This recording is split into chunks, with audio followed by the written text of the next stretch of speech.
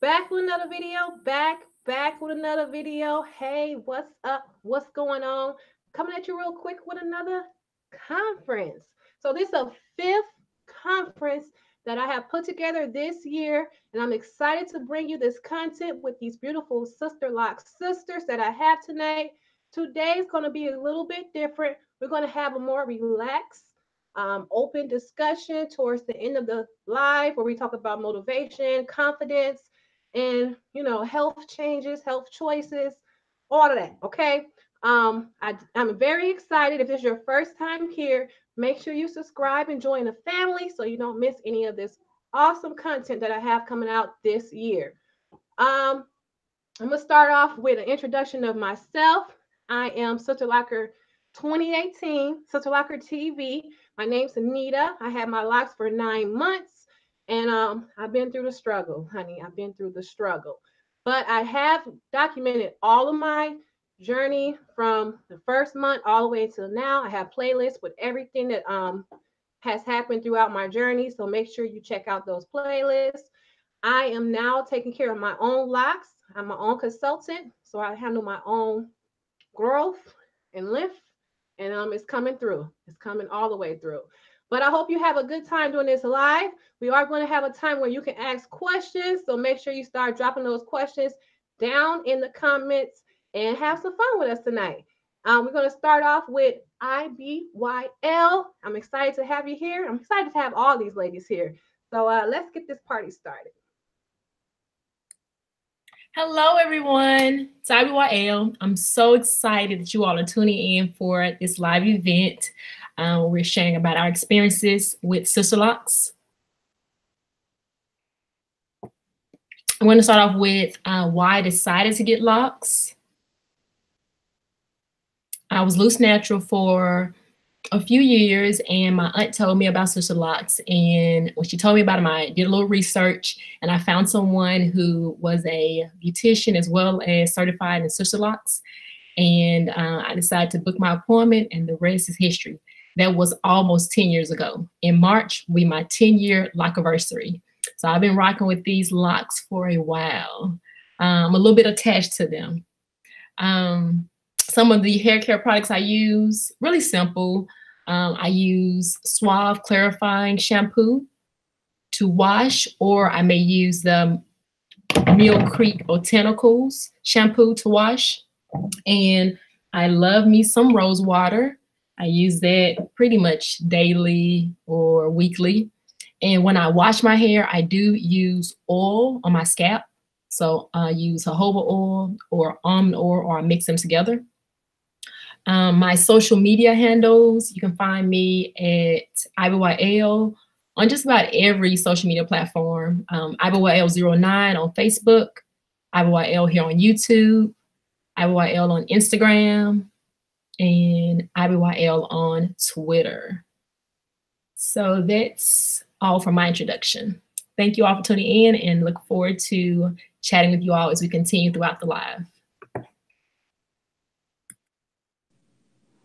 Hi everyone, I'm Ebony.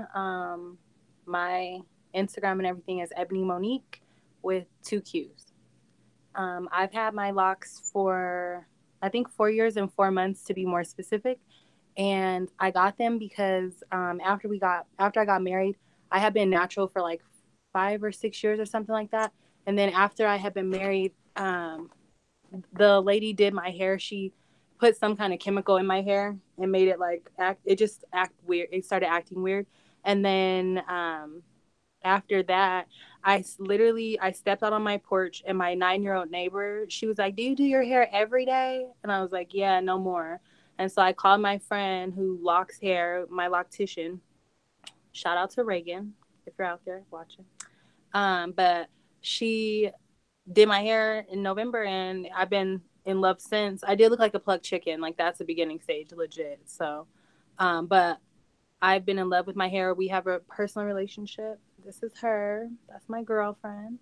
And I don't use, if you see my freedom video, like, I don't use anything in my hair. I prefer to be as free as possible, especially from going from being natural and using so many different products. Like, I don't have to do anything.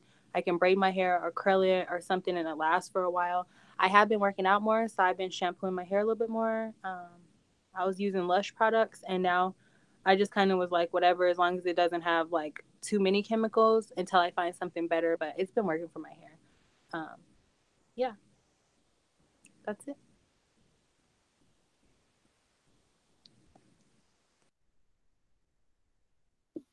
I can't even see myself.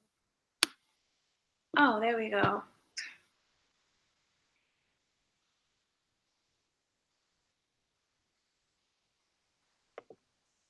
Okay, Manny, go ahead. It's your turn. Oh, okay. So, hi, my name is Mani. My YouTube and Instagram is Mani Lock Journey. So the reason why I got Sisterlocks was to find something different that I could do to still stay natural and also grow my hair, to see how long it can grow in the process as well. And the products that I use is I use shampoo, conditioners. I also use oils as well as protein conditioners. So I just try to make sure that my hair, I try to keep my hair moisturized specifically because it's even dyed. So I try to keep my hair moisturized and stayed away from dryness. And I use oils, coconut oil, growth oil that has a mixture of all oils that grows your hair out. So yeah, there's not much about why I wanted to get Sisterlocks, but yeah.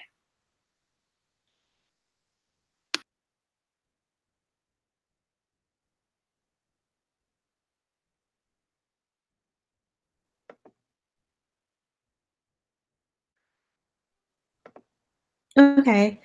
Hey everybody, this is Callum. So I've been MIA on my channel for a while. Sorry for that.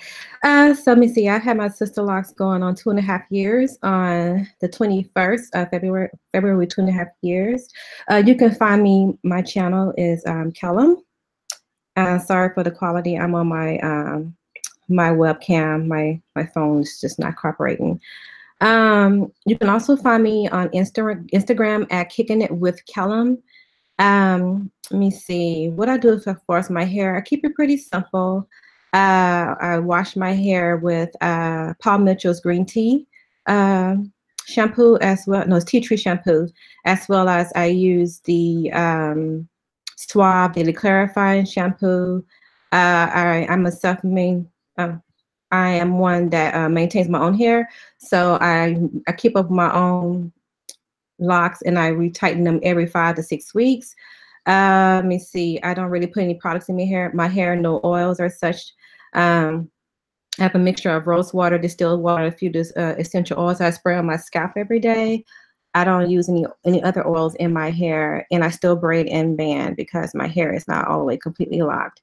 I chose Sisterlocks because I wanted the freedom to just get up and go, and I didn't want to have to be a slave to my natural hair and having to be worrying about products and stuff. Other than that, I've really been enjoying my journey.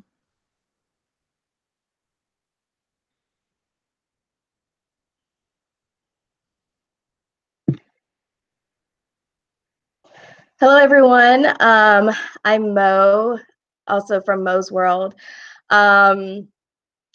My Instagram is Mo_world with, instead of an L, it's a 1. I am 26 months locked. I am still a newbie. My longest length was 17 inches of hair. So I got locks mainly because I'm lazy. I'm a creature of habit, so I didn't care for needing to change it up a lot. So for me, my biggest thing was I couldn't get them right away because I was in the Air Force. And at that time, they had not changed the regulations where locks were allowed. So I had to wait till I was about to separate, and that was December of 2016. And once that happened, I decided to take the leap. It was either going to the decision was either lock up my hair or cut my hair off completely. I just wanted to change. I was going into a new season of life. I was getting out of the military. Me and my husband now, we were going to get married. We were getting married. It was just a new season, so I wanted, new hair. So I decided to lock. I've enjoyed it ever since. I haven't looked back. My regimen's pretty simple. I have a clarifying shampoo for my scalp. I also use another shampoo specifically for the length of my hair that's not as clarifying. I use for like moisturizers, I love rose water. And I usually mix it with essential oils. I love lemongrass essential oil.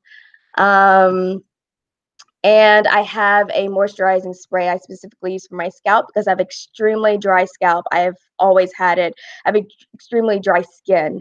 So it's just something that helps me. And it's actually was created by a SisterLock consultant that is online. So I got that product from my consultant.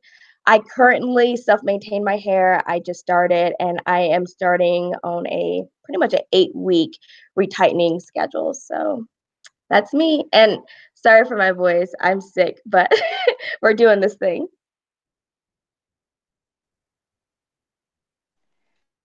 So it looks like I am bringing up the rear. I am Kayla, and in most places you're going to find me as Purple Butterfly Squad. I am going to be going into next month 2 years locked. I started with relaxed ends, and I had about 11 to 13 inches of hair when I started my lock journey. I initially was locked, loose natural, and I hate doing hair. I hate everything about hair. I am not interested at all, ever. So I contacted somebody, the consultant that I use, which is Keandra. If you're in Murfreesboro, she is amazing. And then I was like, you know what? I'm not gonna do this. I'm just gonna go relax it because that's what I knew. So that's what I gravitated toward, and I went and relaxed my hair. And then a few months later, I was like, you know what? I probably shouldn't have did that. Now I want my hair locked. So I went and got my hair locked. With that being said, I have had my hair cut 3 times, I believe, up into this bob style. Most of my relaxed ends are gone. Even my natural hair is really, even when it was relaxed, is really curly. So I could never get my hair completely straight. My hair still had just a looser curl pattern with it being relaxed. So I still have curly ends on some of the ones that don't even have relax on. It's just kind of how my hair is. And it's okay. I'm okay with that. My hair is going to do whatever it wants to do. It doesn't bother me, and I don't bother it. So what I use in my hair is Suave, and that's really all I've ever used. I tried that Sister Lock shampoo, and I was not about that life at all. I don't know why me and that shampoo could not get along, but it did not work out. So it was okay. I started using Suave. So now that I work out a lot, my new consultant here in Florida, she makes her own products. So she would kill me because most time I pronounce this thing like so wrong. But she is into really a lot about peristeum health. So I use a lot of her peristeum products. So one of them is serves as a conditioner that helps get all the sebum and excess dandruff and gunk off of my scalp. And then the other one is made with an avocado paste that serves as a deep conditioner. So I use these things, and then sometimes I put a little bit of oil directly on my scalp, but that's really all that I do because I'm not interested in doing no hair. Um, so so much, and I guess up here is another thing. I am low density up here at the top. So I know a lot of people worry about their pattern. So as your hair starts to grow out, so when I first got mine, my consultant Keandra tried to tell me one thing, and I was trying to tell her something different. So y'all listen to your consultants, and you have a legitimate concern, then have that conversation with them. It's okay to have that conversation with them, but for the most part, they are the professionals here. So anyway, so I told her I wanted them to be a little bit bigger in certain places because I was worried about the scabby chicken look because I am low density at the top, and I was just afraid it wasn't going to fill in.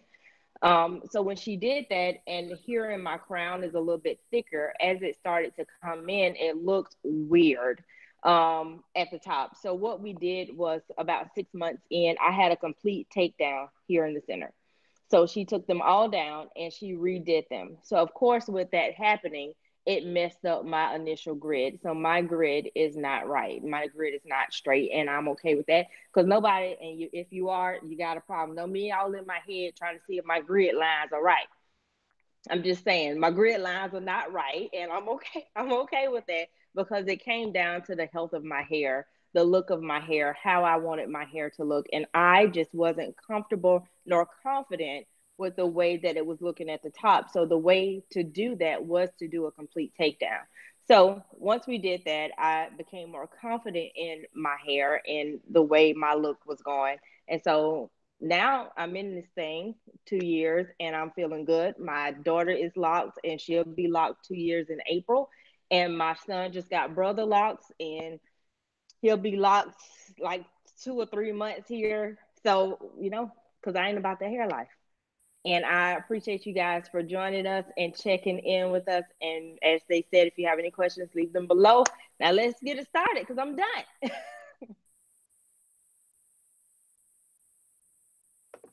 Thanks so much, Kayla. Purple Butterfly Squad. Thank you for dropping the questions. Ladies, just remember that we're going to answer the questions during the live and not in the actual, I don't know what this is called, but the where you drop the questions at. We're going to actually answer them with speaking instead of typing. So hold off on answering the questions in the live.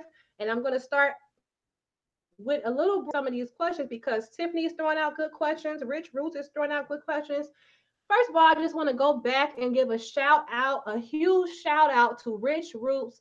She is the one who had practiced with me multiple times to get these lives started. She was on the first live with another group of ladies, and she took out her time to make sure that I knew how to do this. And I really appreciate her for doing that. So make sure you check her out on her channel, Rich Roots. That's my girl. Yes. I want to go back and answer some of these questions. The questions were going kind of quick, but I did see some that a few people have. So, does anyone self retie, and how long does it take for you to self retie? If you self retie, we can start off with talking about maintenance with your locks. How do you self retie? How long do you it takes for you to self retie? And any tips you have for self retying or people who want to start self retying? So I could start first. I've done self retie since I was 6 months locked, and I am 2 years and 7 months locked. Every now and then I'll have a loctician go in to check on my hair to make sure my grid is okay. But the things that I've learned about over the time of retying my hair is that going from I changed my retightening schedules. I realized recently that it's best to have 4 to 5 weeks of a retightening schedule versus 8 weeks, because you can get your retightenings done with a lot quicker than regular 8 weeks. Because when I did with 8 weeks, it took me about 2 weeks just to get the whole head done. So I was doing it by 4s. So I had split in 4s, and my mom, she was like, "You're always on your head," because by the time I was done with the back, I had to go back to the front. So I then moved it about a month ago. I moved it to 4-week schedule. And now I start with the back row to the front, and I'm able to complete it in 3 days versus 2 weeks. So I suggest that if you know your hair growth, try not to have your hair, long as ever, because even though it's a 4-week schedule, throughout my hair, it was, little hair, but on the sides of my hair, my new growth can come all the way down here. And it's, it's just different spots in my hair that grows extra long. So I suggest that to shorten your retightening schedules, because it can go really fast. It can go a lot faster if you're doing it yourself. But of course, if you're getting it done by a loctician, if you're okay with sitting in the chair for a good minute, then of course do longer retightening schedules. But the minimum my hair took was about 4 hours to do a retightening, and the longest loctician has done it, and I went past 8 weeks, was about 8 hours. so it can get a little lengthy, but 4 weeks doesn't feel like a short time for me. It feels like a pretty good amount of time, but that's my suggestion to, you know, shorten. And if you're going to, I wanted to say this, I forgot to say this in my introduction, but I know a lot of people, even my sister that has Sisterlocks, and they say, you know, I'm tired of Sisterlocks. You know, I paid for it, but I'm tired of it. I want to get rid of it. If you're going to go into Sisterlocks, know that it's going to be an investment. Know that it's going to take time to make sure that your hair comes out properly, because what you do now in the beginning stages will affect you in the later stages. So that's my intake on it. Okay, so what tool do you use for self-retightening? I use the Locker tool. You can find it on Amazon. It has a curve. Before, I used to use a tapestry needle at Michael's, and then I found a YouTube video of someone creating their own where they bent it themselves. And then I started to like the bending instead of just the straight stick, because you have to curve it yourself. And then I found the Locker tool. So I find that useful because my ends, they're different sizes towards the end, and so some are thick and some are thin, and getting it through that hole can be a hassle. But with the Locker tool, you can put it through, and then you can put it to the side so that way it stays, so you won't have to hold it. It stays on your hair. But I find that very simple to use.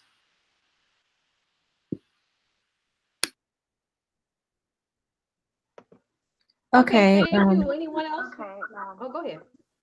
Yeah, so I also self-retire. I've been maintaining my own hair probably since about 8 months. I took the Sisterlocks retightening class.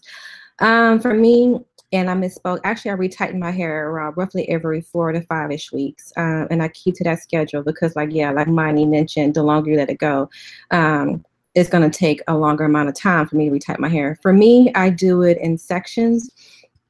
It usually takes me over the course of a week about like 5 days. I'll just do like an hour or maybe 2 at the most every day. And that way I don't get tired and I don't make mistakes. Let me see, the tool that I use the Easy Lock hair tool.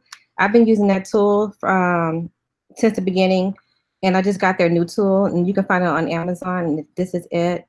The new one I would think is kind of made out of plastic or something like that. It's flexible.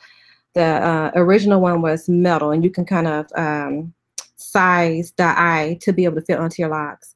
But let me see, any type of, tips I have. I would definitely say a tip would be to make sure that the way you start and the way you end. So I make sure I always start going in towards my ears this direction, and I make sure I end going in the same direction. So I end going down, whichever way I want my hair to lay, that's the way I end. So I always make sure I'm ending in the same direction. That way, when I start and I retighten my hair again, I know how my hair will lay, and I won't end up having holes in my locks, because if you're going through the same way each time, you're going to end up with holes, even though I know how to fix that. But that's just one tool. That's just one tip that I found. Also, the longer I go without retightening, I found like now my hair is growing really fast, and I'm getting little hairs that's growing in between my grid, in between the lines. And so I have to make sure I catch those and wrap that around the base and retighten that in. So if you don't do that, you'll end up down the line with thinning, because you're not incorporating those loose hairs back into the base. So that's really about it as far as I have as far as retightness. Just take your time, do a little bit at a time. And when you get tired, stop, because whenever you're tired, that's when you make the most mistakes. How long have you been self-retightening, and then have you had any issues with self-retightening? I have been self-retightening since I was about 8 months into it, and I am going to be 2.5 years. Every now and then I'll make an appointment to go see my consultant, where she'll just kind of do like a lock health check appointment, or if I don't feel like, doing my own hair. But even when I went to her, the shortest amount of time it took to go through her to retighten my hair was 6 hours. I've never been able to get out of there in in under 6 hours. So for me, I just do it a little bit every day and until I'm done to make it so that it's manageable.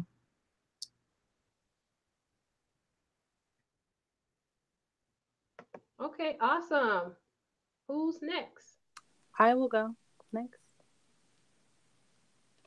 Okay, so I also self-retighten my hair. I've been doing it since last March, since I was gonna move out. I moved away from my loctician, so that's when I started, and I haven't been back in since the last time I got it retightened. I was gonna go and have her look at my grid because I felt like I had a hole, but my husband looked and he said no, and I showed him like a picture and whatever, and he said no, that it looked fine.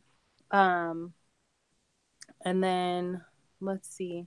I did the second time that I retightened my hair, I made a knot and I couldn't figure out how to get it out, but now I see it's like further down on the lock cuz I wasn't able to get it out, so it's further down and it's a little bit harder to get through. I made my own tool off of watching a video. I'm pretty sure it's the same one that Mani was talking about. It's like a tool from Michaels.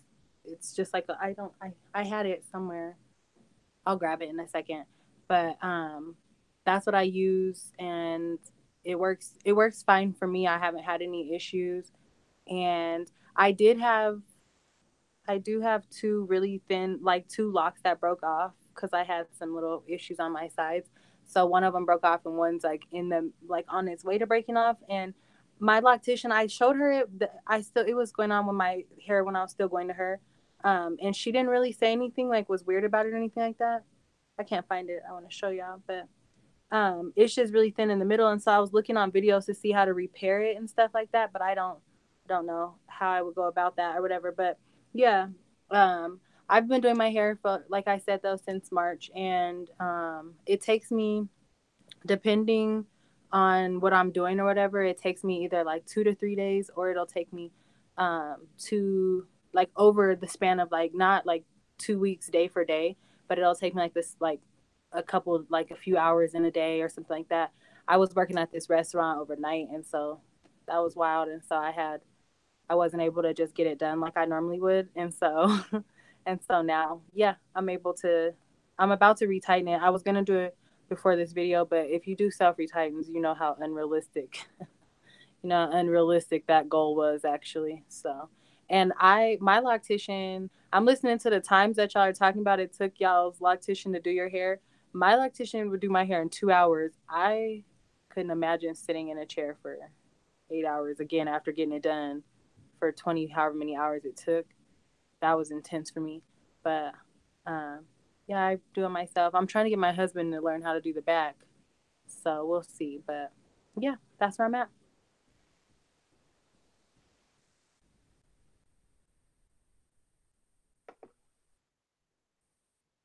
Okay, whoever wants to go next can go next.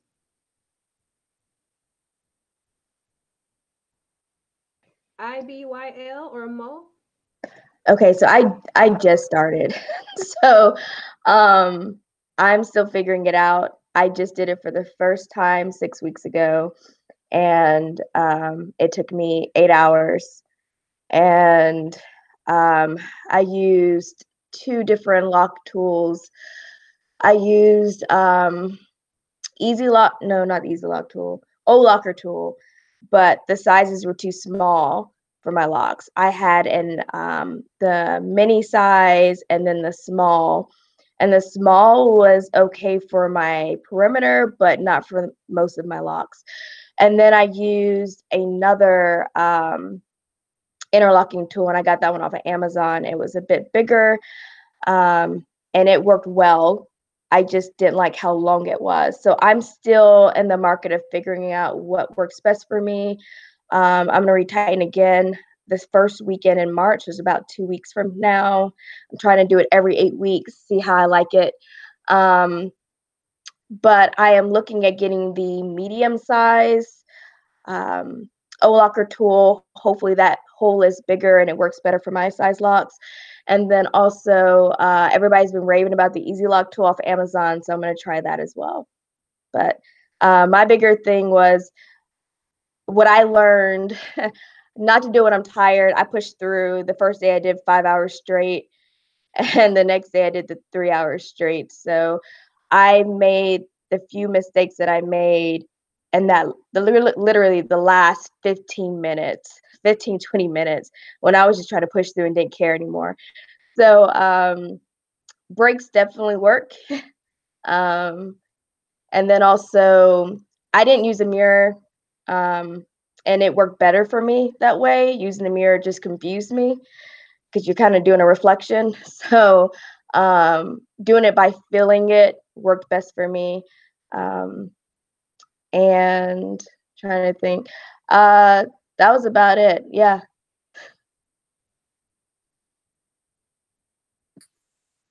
I in year two or three, I took the Sisterlock refining class. So it's just like a mini course where you learn how to do the perimeter or the outside of your hair, like the hairline. So it's not the class where you're becoming a consultant, nothing like that. But in the class, I felt like I was doing pretty good with the retightening, but then I attempted myself and I wasn't really confident in it. When I moved away from my loctician, I attempted again to retighten my hair because I hadn't found a new loctician, and it wasn't for me. So you all who retighten your hair, you all are the MVPs. I still go and get my hair retightened. My loctician, though, she's really good. She takes right at 3 hours each time. So I'm fine with just sitting in the chair and chilling out, letting someone else handle it. I think if I tried to, or if I was forced to retighten my hair, if I didn't have anyone in my area that retighten hair, I don't think I would have locks because it's just too much hair for me to deal with. Like, I'm good at styling, but retightening, that's just not for me. Not at all.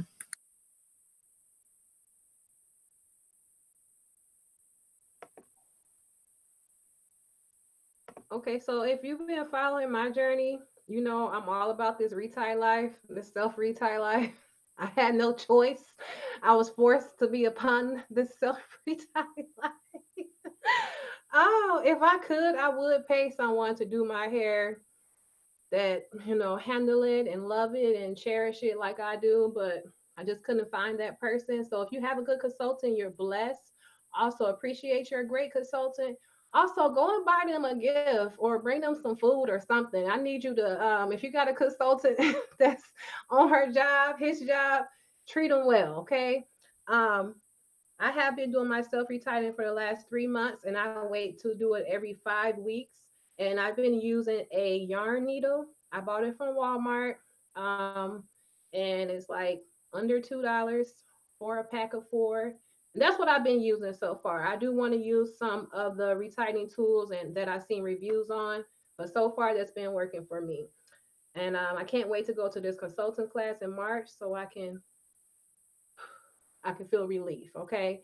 I'm really excited about the people that's on the live. If you're here, make sure you give a thumbs up on this live, like the live so that we can keep on getting people to come on in. If you see some people that you know or know some people that I don't know, tell them about this live so they can come on in and join us for this fun night. I just want to say thank you to the ladies who have joined the live tonight on the panel, taking out their time for this. I appreciate it. If you haven't subscribed to this channel, I don't know what you're doing, honey. I just don't know what you're doing. Subscribe now. Okay, so we do have some questions on how long did you stop, or when did you stop braiding and banding? How did you know when your locks were maturing? What kind of signs did you see? And do you shampoo your own hair or do you have your consultant do it? Just, I guess that's what some questions that I have. I have a lot more questions, but I don't want to just keep on throwing them all at you at once. So we're going to just try to get all the questions answered as if we can, everyone. So can we go back in that same order so then we can, Kayla, did you want to speak? Go ahead, Kayla. Yeah, I figured I'd say something since I ain't chime in on this last question at all because I'm not about that retighten life. So I do wash my hair now. When I was in Tennessee, Keandra washed my hair, and that was life. Like, I just go lay in a chair and I get a good scrub, and I didn't have to worry about nothing else. But my current consultant does not wash hair, so I do have to wash my own hair here. And when it was time for me to stop braiding and banding, she told me that it was for me to stop. I didn't arbitrarily make that decision myself. She told me it was time to stop braiding and banding. And I'm thinking, looking at some of my ends, that I probably, once I cut my hair, I probably should have continued to braid and band once my hair was cut, simply because I have some, what I think, now y'all know I ain't no professional in this thing, but I think it's bunching. And it could be just how my natural hair is doing. It could be my relaxed ends was doing whatever they wanted to do. So with that being said, though, because I didn't necessarily like the way my ends were coming out, I have thought about taking my hair completely down, or cutting it and then taking down and redoing it all over again. Just because I didn't like the ends of my hair. But with that being said, I have to learn to love where my hair is at this point. And so I do not braid and band, but I do believe if I cut my hair again that I will. And she did tell me that I would have to go back to braiding and banding and washing my hair. I'm pretty cool with getting it done. I wash it in the shower and I call it a day. Kayla, I'm sorry. I just got a quick question for you. Have you noticed any differences in your hair since you trimmed off the relaxed ends? Not for me. And you know, honestly, looking at Mia's hair versus my hair, I probably would not have cut my ends at all. Mia hair does not, and it probably just is our hair textures as well, because my hair texture seems it's a lot curlier than Mia's hair texture. But her ends are just, her hair looks great. Her locks are, you know, just forming very nicely. Whereas I have, like I said, bunching and curling and stuff on the ends of my locks. I haven't seen a difference at all. I know some people say when I cut it off, it looked healthier. And I just think maybe it was because some of that was still straight, but I can't rock. It's a lot harder for me to do my braid outs, because that's my version of a hairstyle. So, but I haven't noticed a major difference in my hair. It's just other people saying that it looks more healthier without the relaxed ends, but I probably would have kept them on.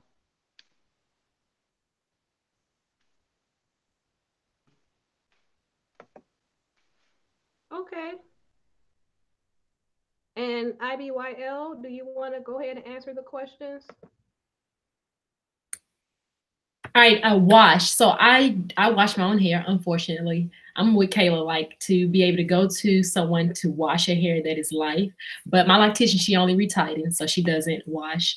So I'm stuck with washing my own hair. Ideally, I would like to just style my hair when I want to, and everyone and my lactician take care of everything else. But I'm washing my hair. And I'm on about a 3-week schedule of washing my hair. Sometimes it's a little bit longer, but I try to stick to about 3 weeks. I find that now that I've had locks for a while, I get kind of lazy with them. So that's something I'm working on. It's part of my goals for 2019.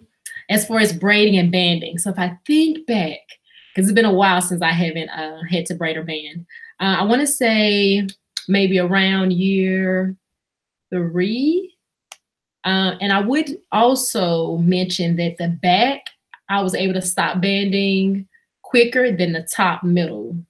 So after the rest of my hair was able to be washed normally, I still had to band the braid and band the top middle, because that was a challenging section of my hair. It didn't cooperate like the rest of my locks. And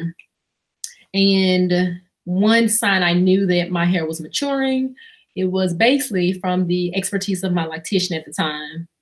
My lactician who started my locks. I remember wanting to color my hair. She kept telling me that it wasn't the right time because my hair wasn't mature enough. And she knew that if I had gotten it done sooner, my hair would not react in the way that it should. So around year 4, I was able to get color. So that was a sign that my hair was more mature and more settled. My ends were, trying to think, my ends weren't as, like, for a long time I had like curly ends. So when I no longer had the curly ends, majority of my hair were like closed at the end. That was also a sign that my locks were maturing. I think that's all of the questions asked at this point. Yeah.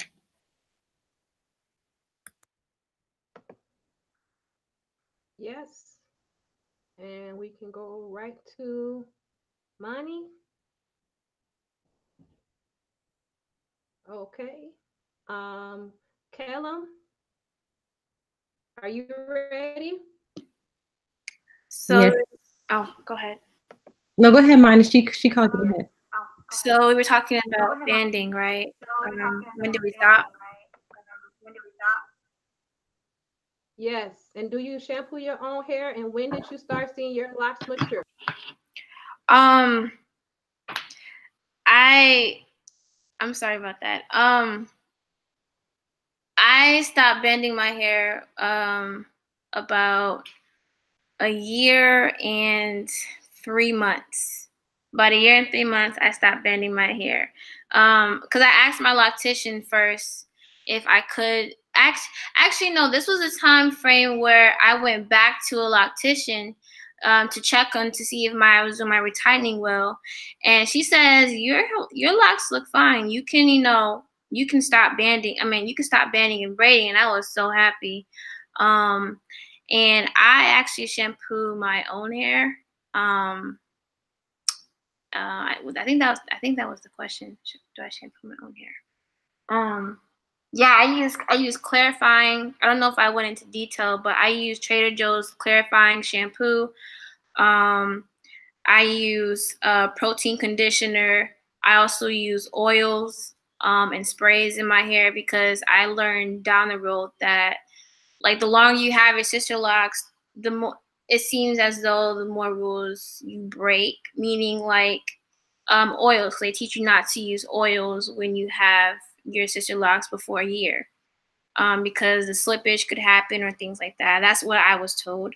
But yeah, I use oils now to moisturize my hair, conditioners, shampoos, and I just use anything that I can to make sure that um, I don't get anything close to breakage because I still have all of my locks intact from when it was installed.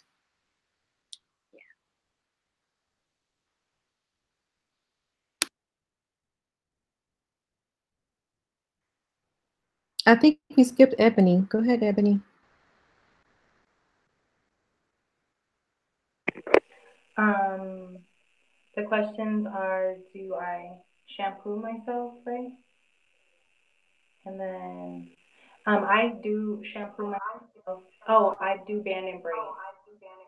That's what it was. Because of the thickness of my hair, I still band and braid, and I tell people, like, I mean, I think it's still a good idea to separate your hair and do it like that if you have really thick hair or if you're unsure, since you're shampooing it yourself. So if you're unsure if you're getting all the shampoo or if you're using conditioner, I find it easier so then you can, like, see, but I don't braid them tight or anything. Everything's loose where you can get your fingers in and all that kind of stuff. And let's see. I I sometimes though, like I don't get into detail and band and braid my hair. Like I'll put it in like 6 big pieces or something like that. So it's not because I don't have any slippage or anything. And I stopped pretty early on braiding and banding my hair. And then I went to my loctician, and she's so sweet. She was like, "Why is your hair white?" And I was like, "My hair is not white. What are you talking about?" And I think I had like shampoo residue on my hair. And so that's what was like a big reason for me still doing it. But I, and then as far as like a schedule for washing my hair, I am probably not the best at that. But that's because I want to be as free as possible. Like, I don't use product in my hair. Sometimes I want to use product in my hair. Like, I'll get tempted. And Green Thoughts, the other chick with Sisterlocks, how she does her baby hair and stuff, I'm always like, oh, I'm gonna lay these edges, and then I get ready to, but then I think about the level of product that I might have to use and how I don't want to wash my hair, and so then I'd be like, never mind. And so I'll use a scarf and like go take a shower with a scarf on, and it lays my edges down, and that's where we're at with that. But I was using Lush, their shampoo bar, and that's a lie. It's a lie when they say 100 and whatever washes. Don't believe the hype. Because if you have thick hair, it's not. I don't know. I don't even understand why they would say that. But I was using the clarifying shampoo from Tea Tree like Monty. But I live in Colorado and it's extremely dry out here, like extremely dry. So I probably should be using oil or something in my hair, but just as far as shampoo wise, like those kinds of things just dry my hair out. Um, let's see. I have conditioned my hair, but when I was going to my loctician, she made me real nervous about doing a lot of things to my hair, so I just kept it real basic. And then I put like whatever oil I use on my face. Like if I have extra, I would sometimes like press it back into my edges. But other than that, like I don't really do much. And now I'm using a Target shampoo. It's like Your Mother's Natural or something like that. Um, and no, oh, I did try apple cider vinegar rinse one time, and that was like maybe 2 years in, and I didn't tell my loctician I did that because I didn't condition my hair afterwards, so it was just, whew, it was real brittle, and I thought my hair was about to fall off, and so I was like, let's just see if she says anything. And when I went, she was like, "Oh, your hair transitions, like it seems like it's actually locking," and I was like, I'm not gonna tell you what I really did. So there's that. But yeah, that's all. I hope I answered everybody's the questions.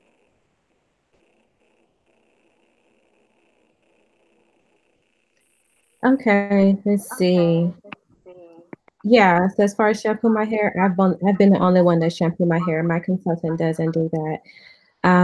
Braiding and banding, I still braid and band as I mentioned earlier, because my hair is not fully locked, and I dealt with a lot of slippage in the beginning.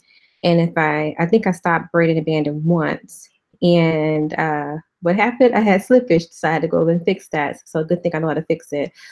So yeah, hopefully by year 3, I can stop braiding and banding. If not, I guess I'll keep braiding and banding. Shampoo, like I mentioned before, I use the Paul Mitchell Tea Tree, the Suave Daily Clarifying. I haven't really put any products in my hair because I don't want to cause my hair to get any softer or anything like that because it's still going through the locking process. And only thing I do use is I have a spray bottle that has distilled water as well as rose water and some essential oils. So I spray that on my scalp daily. What else? Let me see. Oh, I do use a little Eco Styler on the baby hairs. Other than that, that's really about it. I don't do too much braid and band. I just leave it alone, let it do what it's gonna do. I think I answered everyone's questions.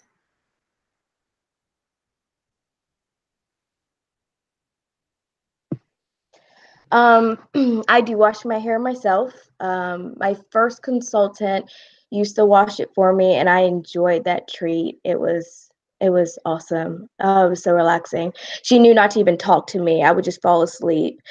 And anybody who knows me knows just anyone coming close to my hair, looking like they're gonna massage it, I'd be gone. So I really did enjoy that treat when I was going to her. Um, this it was an extra charge, but for me, it was worth it. Um, the last consultant I had, she did not do that. Time wise and everything, it just didn't make sense. So, but I wash my hair by myself. I do band. Um, I'm in the early teenage stage, so I have done it without braiding and banding. I don't have issues with slippage anymore, but my issue was it was just difficult washing my hair. I know that sounds weird, but once you've gone so long braiding and banding, and then when you try to just do it, it's heavier. It's just all down your back. It's like, what is this? You try to get to your scalp, but you're not washing it very well because the hair is all over the place. Um, it was hard. It wasn't contained. And after washing your hair for a bit and it's contained and nice little groups, it just it was difficult. So I did that 1 or 2 times and I was just like, no, I'm not about this life. So maybe at some point I will go back to that. But right now I'm enjoying just banding it. It makes my washing process a lot simpler and a lot faster. It takes me about, I don't know, 15, 20 minutes tops to wash my hair. And I wash my hair every 2 weeks. But yeah, I don't braid and band anymore because that takes too long unless I want to do a braid out, but I don't typically do braid outs anymore. I'm doing it now because the new growth is, is something serious right now. But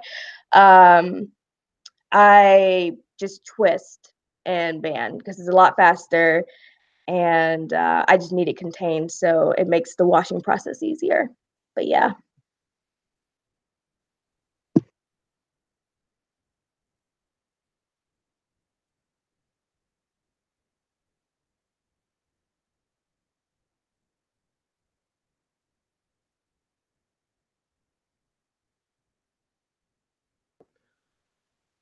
Okay, did everyone answer that question? I just want to make sure. We have so many questions on the live that we are starting to get backed up on questions. I did have a question on color, and I know that for sure that I know 2 people have colored. But if you haven't colored, you could just answer if you would like to color in the future. Do you have plans on coloring? And what color choices would you like to make? And if you have colored, what ways have you kept moisture in your hair? What have you done to keep your hair from becoming damaged or having breakage or thinning? And I'll start with IBYL. All right, so I got color 6 years ago, so it was my 4th year of locks, and my loctician at the time, she actually did the color. She used different shades of auburn, and since then it's grown out, so it's like just on my ends now. The color is, and with the sun hitting my hair as well, it's kind of faded a little bit. At times, I still think about getting it colored again, different color, not sure what color. So I kind of toy with that idea, but I also know that with more color, there could be more challenges. With my hair, the length it is, I don't want to do anything that's going to, jeopardize my locks. So at this time, getting color again is on pause. But as far as when I did initially get my hair colored, just heads off to my loctician. At the time, she was washing my hair and retying it, of course. And I was using the SisterLock moisturizer. Is it? Yeah, SisterLock moisturizer. Yeah, the little thick white cream. And so my loctician, she would dilute it. So would dilute it with water and would put it on my scalp. And after a while, she gave me instructions to do the same process at home. So after I washed my hair at home, in between retightenings, then I would dilute the SisterLock moisturizer and apply it to my scalp as well. And then she also let me know that I could use oil on my hair. So if it wasn't for her, I don't know what the condition of my locks would have been.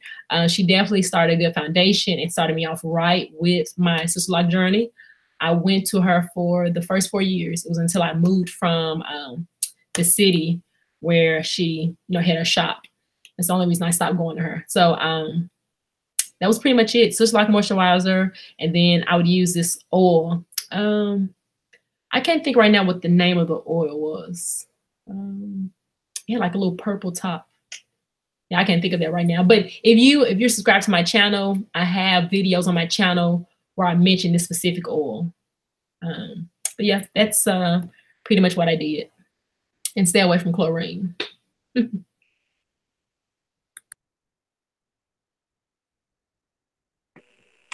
So for me,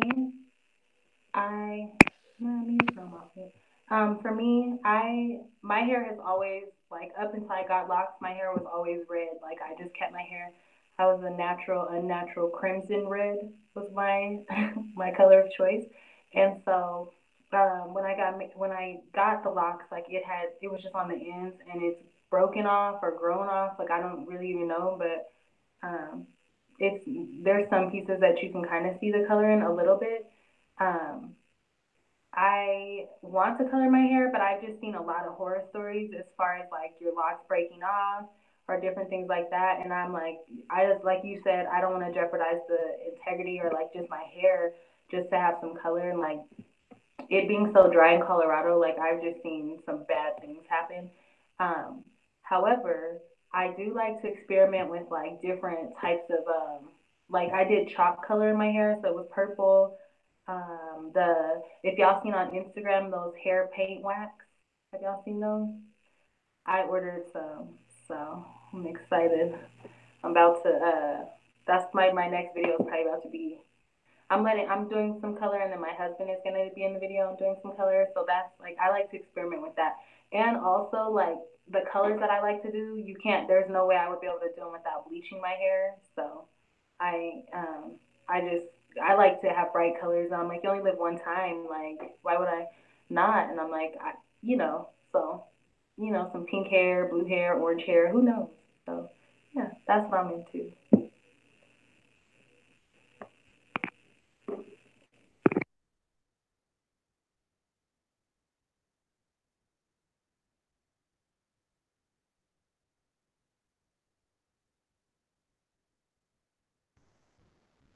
Yes, girl. Oh, sorry. We're gonna have to get you together with this. I'll be trying to figure it out, honey. I'm all over here pointing Okay. like, girl, yes. Go ahead. So with my hair, with the whole dyeing situation, I believe that's what we're talking about. I was very cautious, like a lot of other people that want to dye their hair, because my hair was natural. It wasn't dyed when I got my hair. When my hair was tightened, I didn't have any dye in it. I've never dyed my hair before, and so to slowly get to that permanent dye, I would temporarily dye my hair with this vegan dye, and I would try purple and dark and try light colors, but they would never show. And I'm like, do I really have to dye my hair permanent in order for my color to show? So then that's when I began to test drive with with permanent dye. And throughout this whole process, I would do the dyeing. I would never go to a loctician and have them dye my hair. So all of this is from me. I use textures and tones. I first tried so the most recent, I dyed my hair back in January, earlier January, but before that it was last year April. And when I did it back in April, like I said, I tried golden blonde, no, golden bronze, and then I was like, you know what? The next day I wanted even lighter tones, so I got light bronze, a lighter color, and then the lightest color. So I went both on top. And the first time I did it, I was FaceTime live on a group page, and they were helping me out because I was so nervous. I didn't know what to do. They were like, "Oh, you have to put in the powder with the liquid," and it was just a crazy process. So I can just say my journey of dyeing my hair is crazy, and I'm still surprised my hair is not damaged, or I mean, I'm surprised my hair is not falling out, because the way I went about dyeing my hair was very, you can say, out of the box. So yeah, when I suggest, if you want to dye your hair, be prepared to expect dryness the first time around. I use this oil is called really Oil for Locks. Oil for Locks. I got it from a beauty supply store, but I use oils and on my scalp as well, and sprays, and again, protein conditioners. I try to find conditioners and shampoos that help strengthen your hair, as well as moisturize your hair, because you want to make sure you keep that in, and try not to wait until your hair is dry, or wait till your hair is about to break to try to get it back together. You already want to have that done, so that way it won't even happen. And with my shampoo and conditioner, even without Sisterlocks, I would wash my hair, you know, sometimes it's, you know, once or twice a month. Sometimes I didn't wash it in that month because my hair doesn't really show that it's dirty. It will only show that it's dirty through dandruff. And I cured that with using apple cider vinegar rinse consistently. That's how my hair grew long and it was thick. So now I wash my hair maybe once or twice a month. So yeah, because I don't like washing my hair because it's thick. You have to take out a special day to wash your hair because you don't want to go outside and then have it dry. Like at the time when I had to braid, because I didn't band, I only braided. At that time, I literally said I can't go outside like this, especially being in Michigan where I was originally from.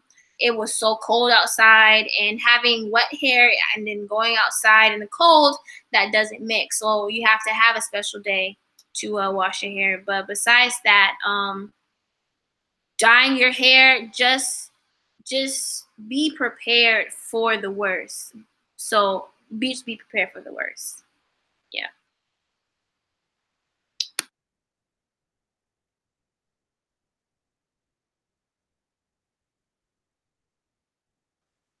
Okay, so I haven't dyed my hair yet, and now after hearing Monty talk about it, I probably will never dye my hair. Yeah, but I've never dyed my hair. My hair is I always just kind of worn it its natural color. Only thing I do want to do eventually is I would like to do a henna.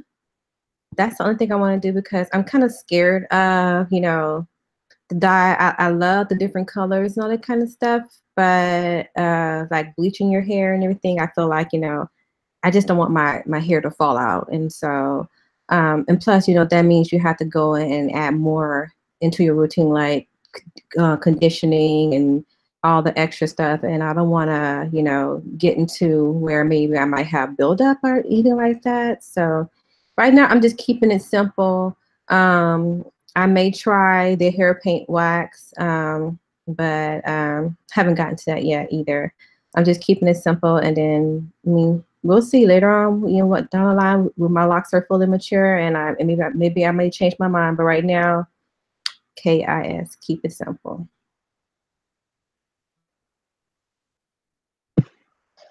So I do not foresee myself getting permanent color. I've experimented with spraying color. That's fun. You can change it up. The hair wax paint, I just bought some, so I plan on trying that soon. I have done the Manic Panic semi-permanent color. Not many people on YouTube who have done it with naturally darker hair, especially with locks. But yeah, I did that. I used hot pink, and I kept it in for like 17 hours to get like a vibrant pinky purple color, and it stayed in for, it was pretty vibrant for the first, say, 6 washes. And after that it went away. So it was fun. I didn't have any issues with it. It didn't change my locks in any way or the texture. It was actually very conditioning, and I plan on doing that again right before I retighten my hair in 2 weeks. So plan on doing red. So we'll see how it goes. I'll make a video. So I probably would not be recoloring my hair at all because it sounds like a lot of work. And y'all know what I just said. I ain't interested in doing no work at all. So probably won't be coloring my hair. I just keep it like it is and keep rocking it. And we'll see what happens. So no color for this girl. Although I wanted to do color, but I feel like the older I'm getting, the lazier I'm getting. So yeah, I'm gonna keep it this color, and we'll see what happens. So I am with Callum with the keep it simple. I never heard of that KIS. I'm on that all day now. Like that's about to be my thing now. KIS. I just want to have my locks just like this. I love them like this. I don't plan on having like any extra story. I can't even say it. Colors all up in my head. I have tried every color in the book, honey. I have went through that whole stage in my life of color, cut, bob, sew in. I tried it all. So I'm over that. But if I ever did do a color, it would be blue black. I just seen Tanika put that in the chat. And honey, yes, I'm all about that blue black life. I would love that because in the sun you will see it popping, but then you in the regular light, it's just chill. It's like, okay, she got something going on. It's something. So if I ever try something, it'll be that, or I'm just gonna keep it like this. I want to take y'all back to your installation day. I want you to think about your installation day and talk about how you felt as a newbie with Sisterlocks. Your installation process, your experience, how long it took, how long your hair was or how short your hair was at that time, and any type of feelings that you had during that process of having your locks the first few days, months.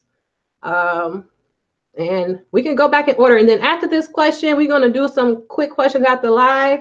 And then I think we're going to do like a little trivia because we've been on here for an hour and I want to keep it popping and fun. So yeah.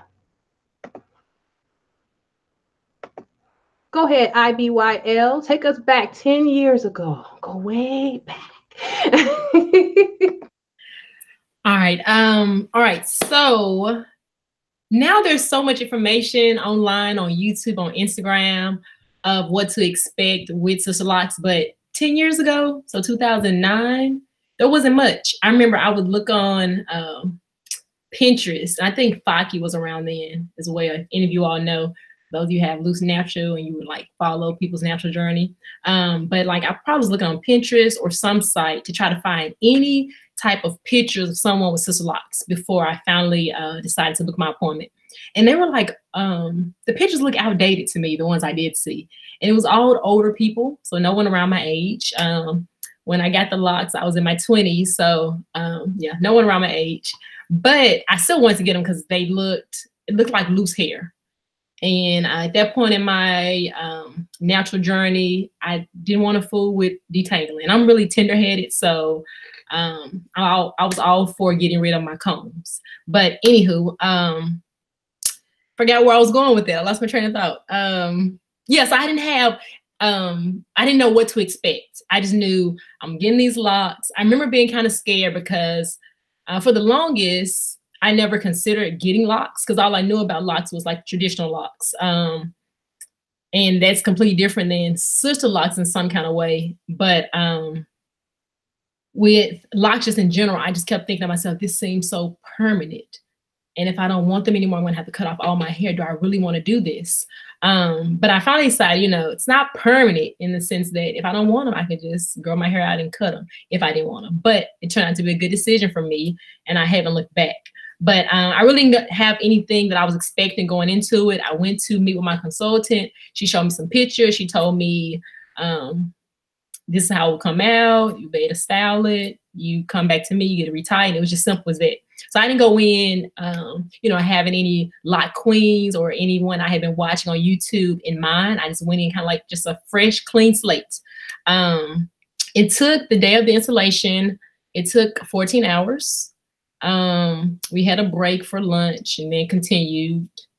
It was just her. Like she had a salon. I can't remember if there was anyone else in the salon or not, but it was pretty simple. We just took a break for lunch. We may have taken one more like short break, but it was 14 days. No, excuse me, not 14 days. No, 14 hours. And then how did I feel being new with locks? I remember just wanting to have my hands in my hair and just feeling like, I don't know, I felt like I had braids or something. Like it was similar to the experience of like getting your hair braided because I had all these little, all these little sections of hair. They were all separated. But I just remember, wanting to touch my hair and just feeling, I don't know, like real new. for a lot of people that saw me, they thought they were braids. They were kind of confused about what was going on. Before getting locks, I did a lot of 2-strand twists. So some people were wondering, did you have like many twists in your hair? There were a lot of questions about that. I think during that time, I don't remember if I took a lot of pictures. I know I took pictures, but I just remember feeling like this is a new journey. I was excited about it. Wanted to keep my hands in my hair. I was eager to start styling my my locks. So I did little things that I could do without like having to use pins or anything like that.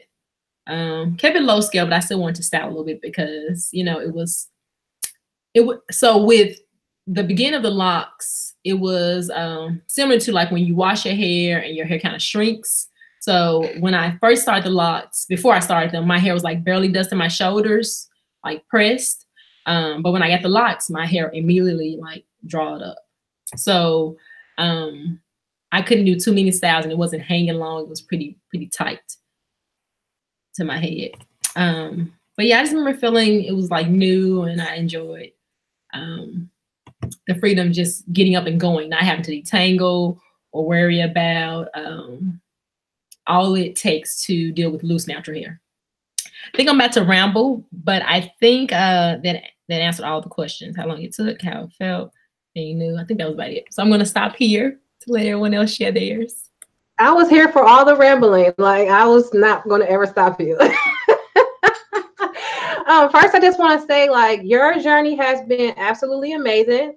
I remember seeing some of your old videos when your hair was like my length or like a little shorter, and I'm just looking at you now and it's like, wow. I mean, it takes a lot of patience, but did you ever think that your hair was going to be this long? I had a dream. I was like, one day it's going to, so people would always ask me like, how long are you going to let your hair grow? And I always say, I'm going to let it grow till it hits the floor. But I would say that jokingly. And I did have a hair goal, and it was to reach mid back length. But after I reached that goal, I'm just going to keep letting it grow. Like at this point, I think sometimes about cutting, because when it comes to wash, I feel a little bit overwhelmed when I'm doing it myself because it's a lot of hair. But I would really miss my locks if I cut them. But yeah, at that time, I knew that if I stuck with what my loctician told me to do, that it would grow. If you're not manipulating your hair or causing any strain, you know, your hair will grow.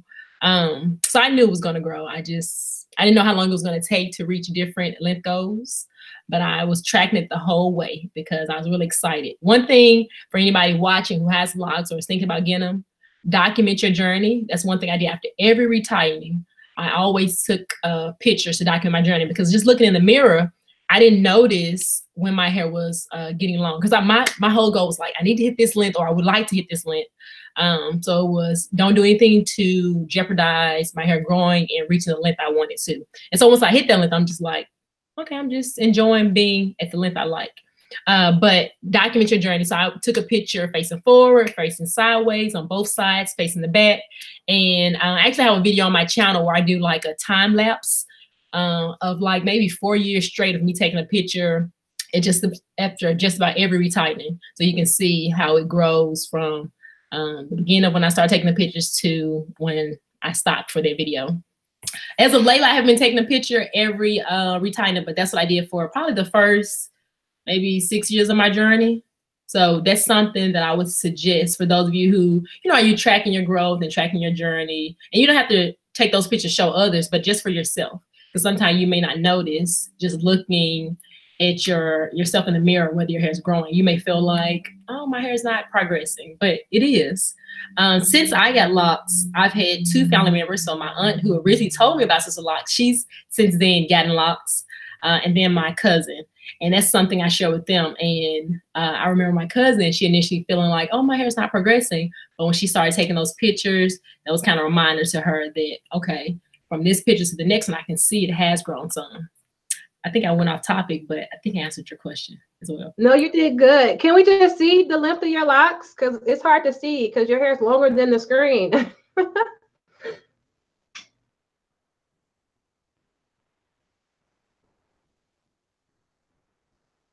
Wow. Goals. Thank you.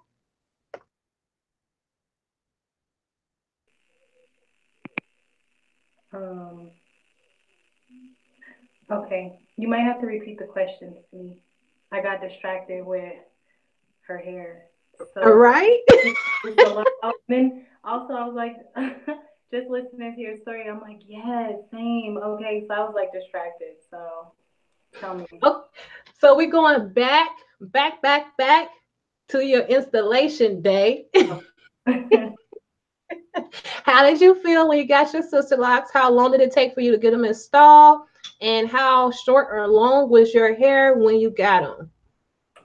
Okay, so we're gonna go way back, back in the day. Okay, it's just like 5 years ago for real, like 4 years and some months, whatever. But so it took 2 different days, like 2 10-hour, one 10-hour day, and I think one 11 or 12 hour day to do it. Um, let's see. Yeah, that was like I do not have patience. Like if you notice in this little live chat, I keep moving around. Like I am the most fidgety, like don't have patience, and so I had to like whew, my husband and my loctician, they worked together. It was like a team effort. Like he brought food and he kept us set up so we were good. Um, and then let's see, my hair.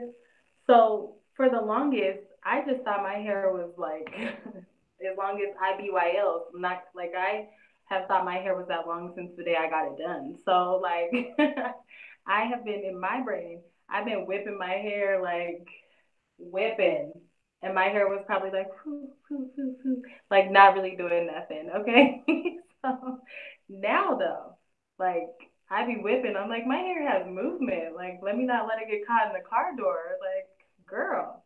Um, but like, so my hair was probably like, let's see, it was probably like right at my jaw length, maybe. Um, yeah, once I got it done, it was like up to there, and oh my God, one of the first styles that I did was pipe cleaner curls, and I think I put one pipe cleaner on one lock. Don't do that. That's horrible. My cousin was like, "What? You about to go to church? Like, is that a Sunday curl? What do you have going on there?" So yeah, it was like tight. It was not cute. It was tight. Um, but let me see. How did I think the next question was how did I feel getting it? I felt luxurious. So when I cut my hair to go natural in the first place, I was in the bathroom having a mini black girl revolution, like power to the people, like let somebody come up to me and say something I don't like, let them. I am black, black. Like that's how I felt, okay? So imagine when I got locks. I was like, Wakanda? We go back to Africa? Like, what's up though? So for me, I'm very proud of my hair. Like I'm so happy. My mom got locks like right after me because I told her to get them. But also the day that I got the locks, like or when they were finished, I went to my grandma's. And if you know, like older people, they don't care what they say. Like they don't have no filter. And my grandma was like, "What's wrong with them?" And that was discouraging because you could see my scalp. Like there was a lot of scalp showing. And so I felt like did I do something wrong?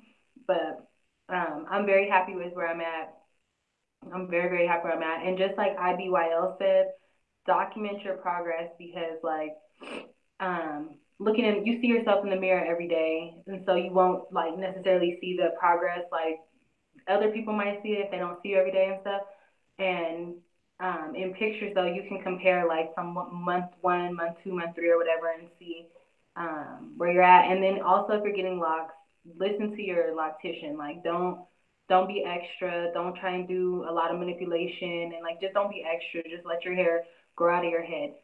As Black women, like I think our hair has been like so much of our life, and we're so used to being like, I have to do something to my hair. I gotta do something. Like you actually don't though, and this is like one of the most freeing experience or most freeing hairstyles. It's like you literally just listen to your loctician and just let your hair grow out of your head the way it's supposed to. I mean, use products if that's what you want to do, but don't manipulate it. Like just let it be free and just wake up and let that be the one thing you don't have to worry about. Sorry for rambling. Yes, that's it. Everything you said was definitely needed. I was feeling it. I was like, yes. So first of all, yes, this is like my long lost friend. We just found this out, like long lost sister. Okay, we go together. But also shout out because she made the thumbnail. She just did it last night, just on a drop of a dime. Me like, girl, I need your help. I just need this. Please help me. And she was there for it. So I appreciate you for that. But I want to say your locks are so beautiful, and I just really love like your personality. And I just remember that background that you use, like that colorful background. It's like it just I just think about you in that background all the time. Thanks. Oh man, so a rough I just patch. love your videos. Thank you. I was going through a really rough time and literally, I don't, if y'all seen on my YouTube page, I had two miscarriages and it was rough. They were like back to back. And literally, I was like, you know, people, you choose what you do, like whether it be counseling, like whatever, to pull yourself back from something. I chose highlighter. I know that sounds weird, but I for real put a highlighter on my face and I just made videos of myself smiling every day. Like I got to do something that makes me happy. And that bright background, it was life. Like I still have them. They're curtains currently in my bus, but they're making a comeback. But that was just necessary. Like if you're in a dark place, like you gotta do something, bring yourself out. And so I put a highlighter on and just danced in front of the camera, and I had the sun on my face and just felt good. So thank you. I'm happy you like my videos. Wow, that's a beautiful story, and it went way deeper than I even realized. I really love your videos. You did bring me joy. Your personality shine through your videos. Thank you. Okay, Kellum, right? Yes. So, what's the questions again about our installation? Yes, we going back. No, it's fine. Alrighty. Well, let me see. Wow, I can't believe it's almost 2.5 years. Let me see. I was really excited about my installation. I didn't have anything like, like that was making me feel like I shouldn't go through with it.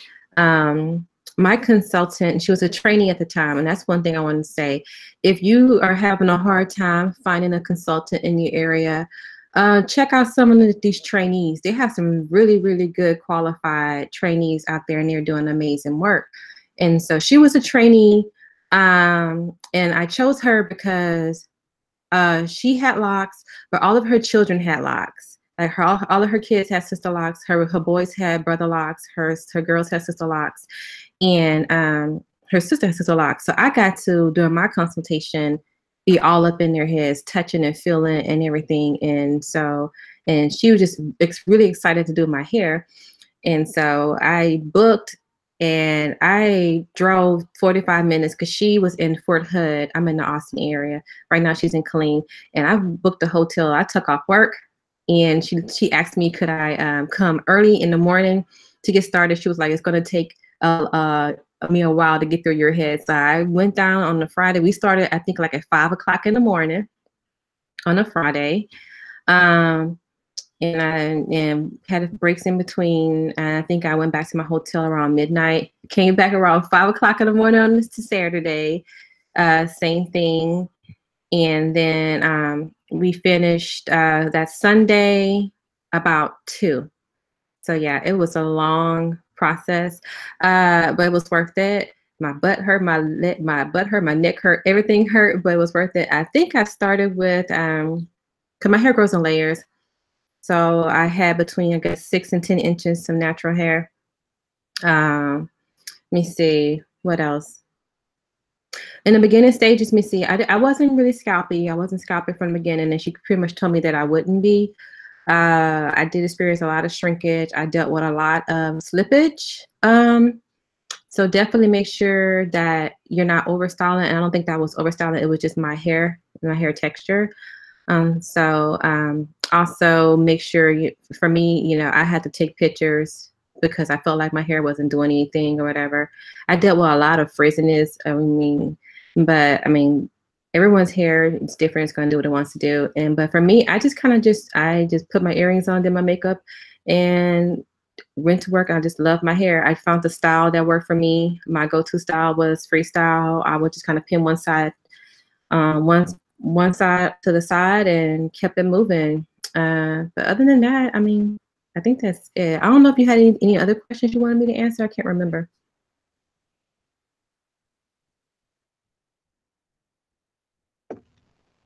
I think that's all the questions, but I just want to say I love your videos. You have a lot of information on like how to take care of slippage, holes, bunching, how to install locks. So like y'all know I stalk everybody that has sister locks. I'm just a sister lock stalker, and I'm okay with that. But I feel like all of your information is very valuable to everyone. So you're beautiful. I love your locks. I just love how they look. They just look so little. Oh, thank you. I mean, I wish the picture quality was a little bit better, but yeah, my phone was not cooperating. So sorry, you guys. Yeah, being a DIYer, I learned a lot myself. I mean, because there's only so much they're going to teach you when you go to the course for the self-retightening course, but also my consultant, she walked me through some things like when I had to go, it was like a year into my journey, and I had to, get slippage repairs done because my ends were starting to creep up more. And so she fixed a lot of that, and she just kind of talked me through how to fix it myself. And so I just kind of just did that over time, and I've learned how to fix knots in my hair. I've learned how to fix holes in my hair. I mean, it's little things you learn from doing your own hair, and it just made it so that I'm just 100% self-sufficient. So if I need to be on the go or whatever, I don't have to worry about, oh my God, I don't have anybody to do my hair. Plus it makes it so that I'm very familiar with my own hair, and I can tell that my hair is healthy because my hands is always in my hair because I'm the one that's maintaining my hair.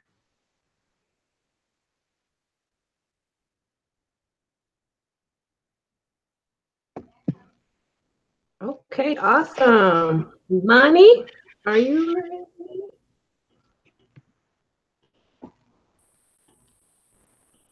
Money? Okay, we're going to go to Mo.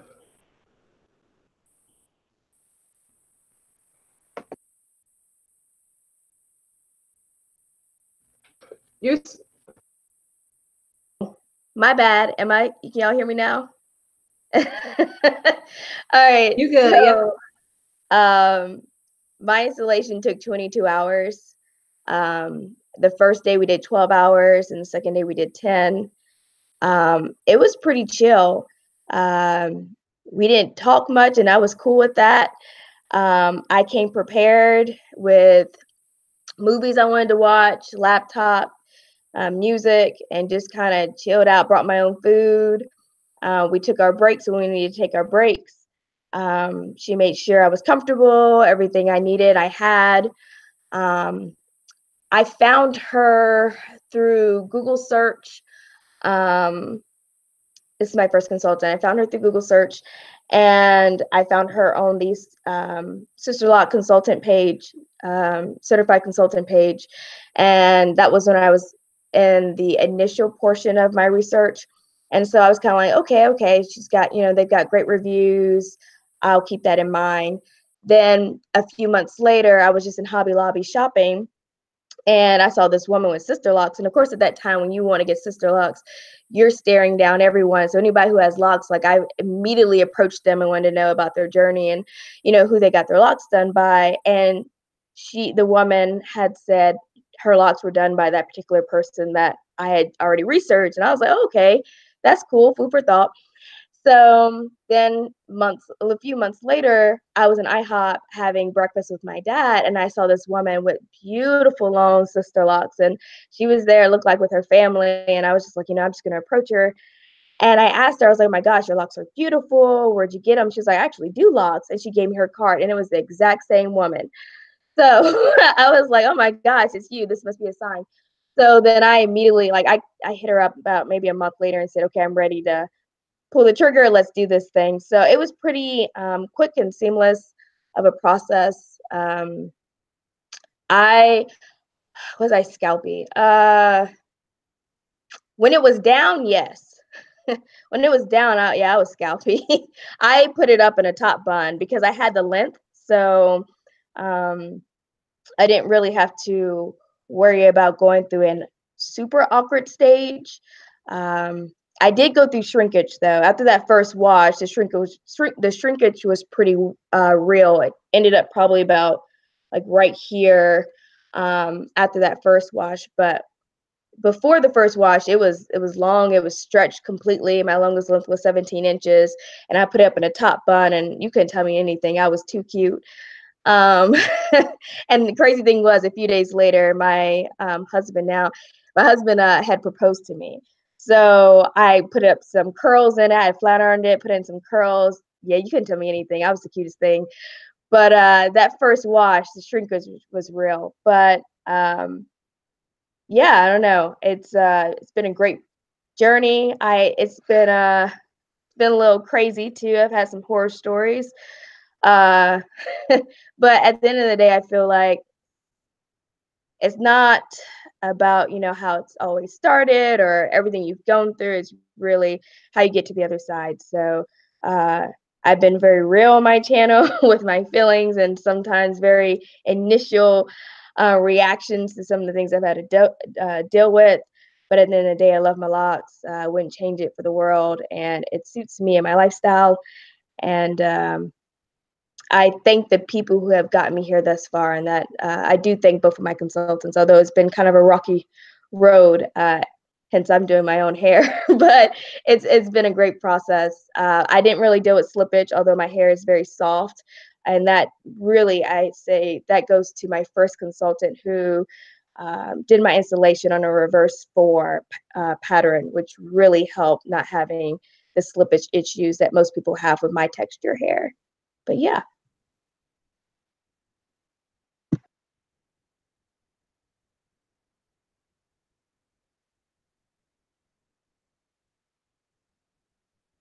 So I'm gonna go. Me, when I got mine done, so okay, this is how I started. I was being extremely cheap. And so I was like, okay, well, give me some kind of micro lock type situation because I didn't want to pay the price for Sister Locks. And so when she got done with what I thought I wanted, I was like, this is not at all what I think I wanted. This is not it. This is not it. And so when I walked in the house, my husband was trying to be really nice. And he was like, oh, okay. That's nice. I was like, nah, this ain't nice. This ain't it. This is not it. So I text her. I was like, look, dude, I know that I asked for this, but this is not it. We need to do something different. We need to fix this. So I went back like the next day, and as she was taking them down, she had kind of started my sister lock grid pattern. So I had already started with my grid kind of being off because she was doing a takedown of what I thought I wanted to install what I should have got from the beginning. But I was okay with that. We ended up doing it over 3 days time, just simply because I had to get that other stuff taken out and then get the sister locks installed. And I think it was a total of like 18 hours or something like that. It still wasn't bad. She was super fast. And I did get mine also installed on the reverse 4 because my hair is soft and curly. But yeah, honey, that's what happened with my situation. So let me tell you, I did all the research. I knew how much it was going to cost. I just didn't want to pay the money.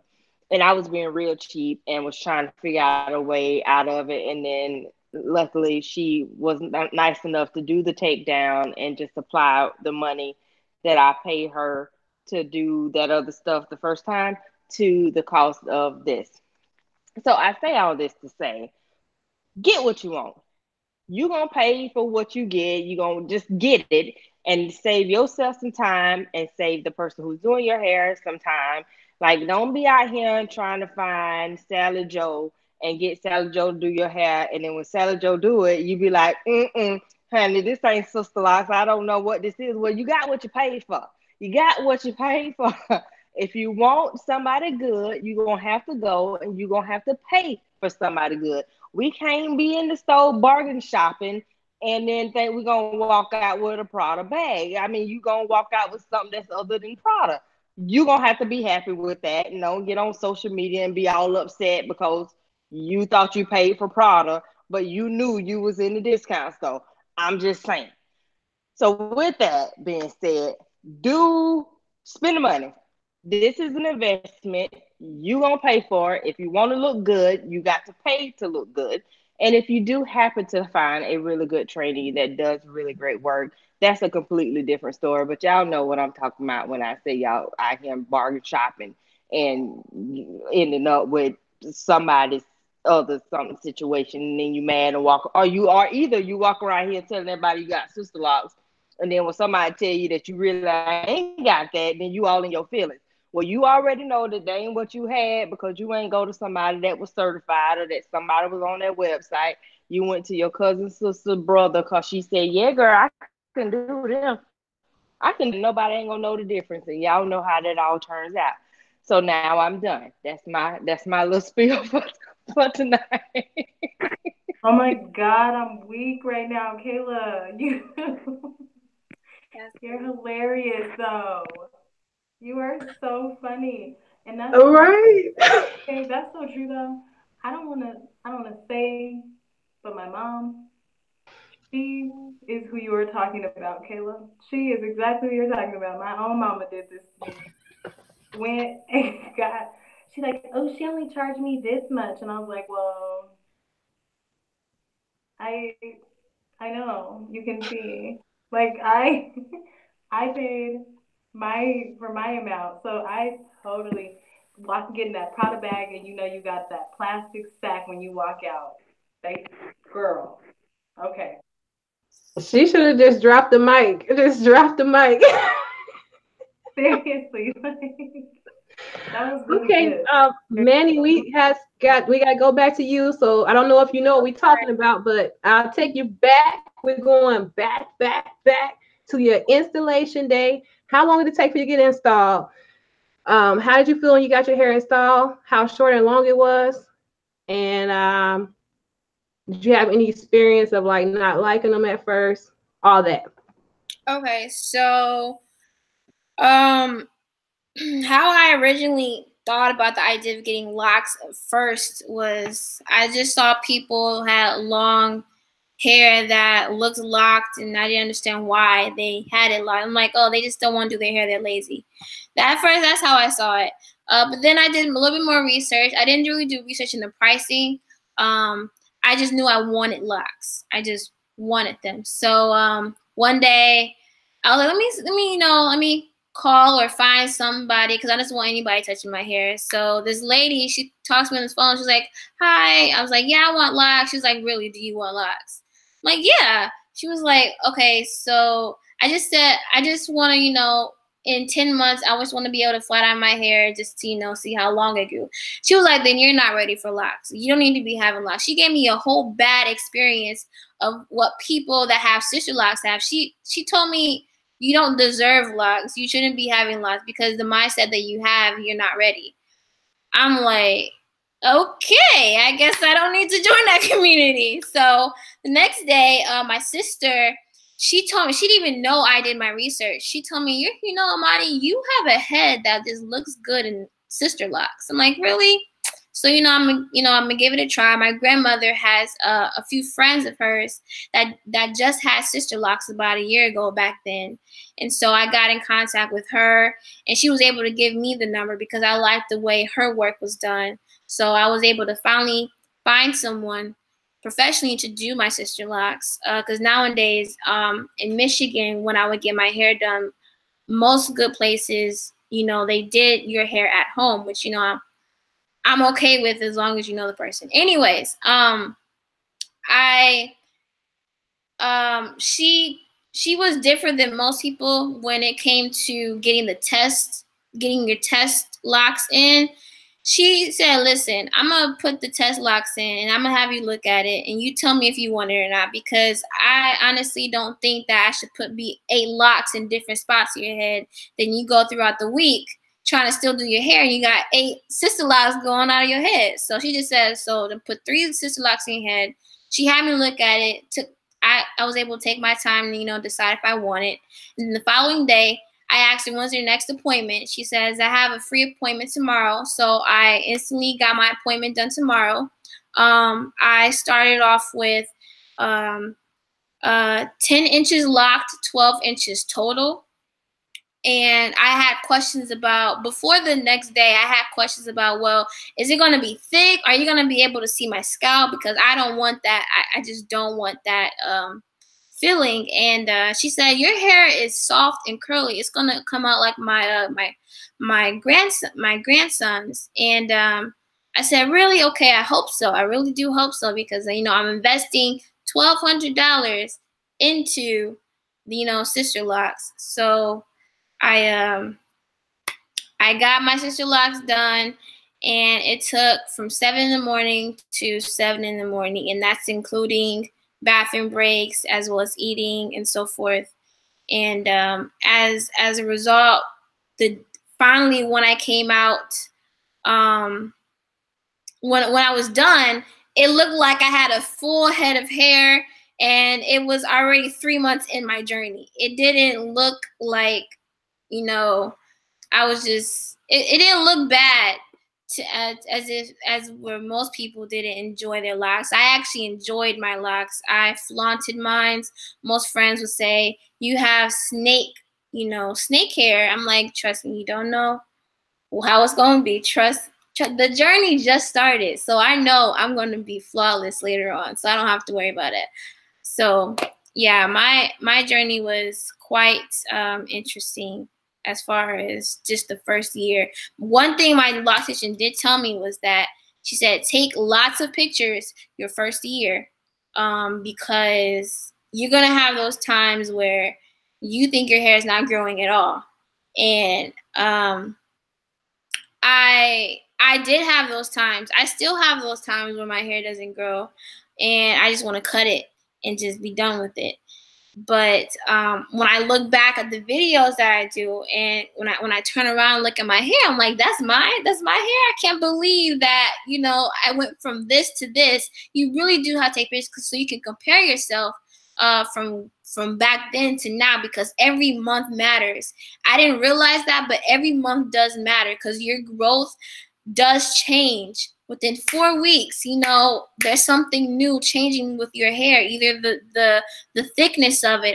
I'm even on top of my sister's hair. Even a side tip note, I told her, you gotta start wearing you have to start wearing a wrap on your hair, because our hair is a lint brush. It will collect any lint that's around the couches, the bed, the pillowcase. It doesn't matter. Your coat too, your coats and your purses, you don't realize it, because I lifted up her hair, and it was as if she dyed her hair white, and it was starting to go down her lock. And I'm like, Brianna, you gotta cover your hair. And then that's when I started looking at my hair, and I noticed that, yeah, I don't want lint, you know, in my hair, because I saw a product that people with Sisterlocks have. It's a lint product for Sisterlocks, so it's basically coloring your hair. You have to go through each one and basically dye it black, because that's the only way you're going to get that lint to not show. And I had another friend, she does her own Sisterlocks, and from the start, and she had to cut about 4 rows of Sisterlocks out her hair, 4 rows starting from the back, because she has so much white. So again, I just want to I don't mean to ramble, but I just want to emphasize that, you know, from the beginning, again, from whatever you do in the beginning of your journey, it is really going to matter towards the end. Or however you start is not how you end. Just know that. So, yeah. All right. Great tips, Money. Appreciate that. You answered some questions that I had that I was getting ready to ask. about lengths. We have a few questions, ladies, and then I want to get in and have a little bit of fun with some trivia, and then just do some girl talk. And if you want to ramble and all that, we can do that. And I want to try to end the live by 9:30, so we try to get all this wrapped up. It does go a little bit, slower because we have more people on the live panel, but that's okay. We're all here for it. I know for sure. Thank you all for joining the live. Once again, make sure you like this live and share it if you're still on here so we can get some more people to come back on. Okay, so I have a few questions from the live chat. I have a question on, have you ever used rice water? If you use ACV, ACV rinse, how do you do it? What ingredients do you use? What was the other question I had? I think I had a few more questions. I'm so sorry, ladies, if you dropped the question down and I missed your question because while everybody's talking, it's just going and going. Do you have a preference between sister locks and traditional locks? And another person asked this question. Do you have any type of opinion on the SisterLock ambassador certification? So you can answer whatever question you want to answer if it pertains to you. And then we're going to move on to that trivia.